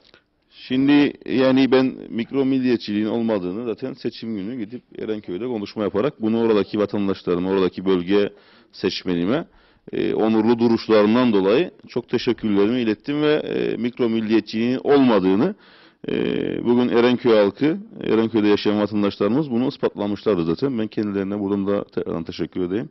Aynı şekilde seçilen meclis üyelerine baktığımızda diğer köylerin de aynı şekilde mikro milliyetçilik yapmadığını hep birlikte gördük. Böyle bir şey yok. Ben sadece diyorum ki burada veteriner dairesi var. Buradaki hassasiyetleri göz önünde bulundurarak, buradaki köy halkına, köy muhtarına veya belediyeye sorarak mı bu hareketi yapıyorsunuz? Böyle bir düşünce içine giriyorsunuz? Yoksa Erenköy merkezdir mantığıyla mı gidiyorsunuz? Anlamadım yani. Ona bakarsanız yani belediyenin girişi de var. Her tarafta bir şeyler yapılabilir. Her tarafımızda olsun. Yani Yeşilköy'de de olsun, Derince'de de olsun, Erenköy'ümüzde de olsun, Ziyamet'te de olsun. Önemli olan hassasiyetler. Gerçekten böyle bir ihtiyaç varsa oturulur, köylüyle konuşulur. Arkadaşlar Erenköy'de 100 vatandaşımız var engelli statüsünde. Bunlar orada eğitim görse daha iyi olur ama konuşularak yapılırsa bir şeyler, paylaşılarak yapılır ve katılımcı anlayış benimsenirse çok daha iyi olur. Sizin dediğiniz aslında ötekileştirmeye girer. Çünkü bir kimseye sormadan ben geleceğim burada veteriner dairesini alacağım veya özel eğitimi alacağım.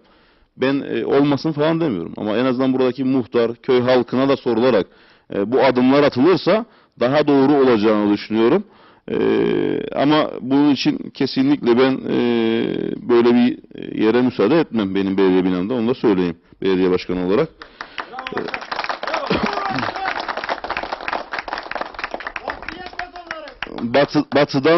Batıdan yol getirdin dediniz bu tarafa. Teşekkür ederiz. Zaten göreviniz o. Onun için seçildiniz. Biz de getiririz kısmetse Allah izin verirse. Yani onun için teşekkür ederim size. Lale Festivali konusunda Kaleburnu muhtarımıza hassasiyeti için bir sonraki festivalde sözümüz olsun. Bir sonraki festivalde tam o meydanın ayrımından yukarıdan yolu bağlayarak o bir taraftan çıkış veririz. Bu sorun da ortadan kalkmış olur. Daha geriden yaparız. O sorunu da ortadan kaldırmışı buradan sözümüz olsun. Yeşilköy Rum Kilisesi ile ilgili geçen gün bir Rum tarafından ayinle ilgili Rum vatandaşımız geldi Rum tarafından. Bizden yardım istediler temizliğiyle ilgili. Perol muhtarımız arka tarafta bir yerdedir. Yani oranın temizliğiyle ilgili bize başvuru yaptılar. Biz de hemen anında müdahale ederek Şiro'yu ve çalışanlarımızı oraya götürerek temizliklerini yaptık, sandalyelerini gönderdik, masalarını gönderdik. Yani biz belediye olarak bizden kim katkı istediyse, temizlik istediyse aynı şekilde Boltaşlı muhtarımız da burada sanırım. Boltaşlı Kilisesi'ni de temizledik. Mümkün mertebe vakıfların veya din işlerinin elinde olan şeylere müdahale etmeye çalışıyoruz belediye imkanlar dahilinde. Bunu da yaptık. Üniversite konusunda yani tamam yapılmadı, engellendi. Kesinlikle hükümetin bir sonraki üniversiteye şart koşması lazım Karpaz bölgesinde yapılması için. Başka türlü bu bölge kalkınmayacak yani. Bunu bir türlü sizin de baskı yapmanız lazım, bizim de baskı yapmamız lazım. İlkin size ne yazdıysam aynı noktadayım. İşbirliği içerisinde olalım. Bu bölgeyi hep birlikte kalkındıralım. Kesinlikle ama kesinlikle mikro milliyetçik falan değildir. Kesinlikle işbirliğine varım. Sizinle de yürürüm bu yolu. Arkadaşımla, Mehmet'le, Hüseyin'le. Hiç fark etmez. Tek derdim, tek bir gaylem var. Bu bölgenin kalkınması, bu bölgenin ayağa kalkması başka bir şey değil. Teşekkür ederim. Evet. Sağ olun. Evet. Güzel bir program oldu. 2 saati aştık. Sanırım bölge sorunlarına ciddi bir şekilde de eğilme şansını yakaladık.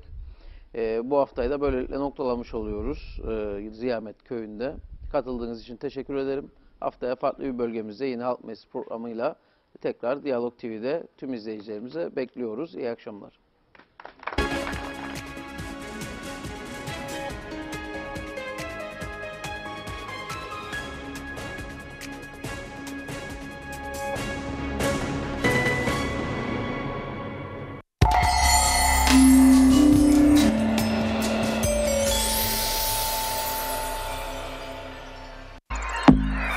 Hafta sonu muhabbetlerinizin içecekleri Gazeteniz Diyalog'tan.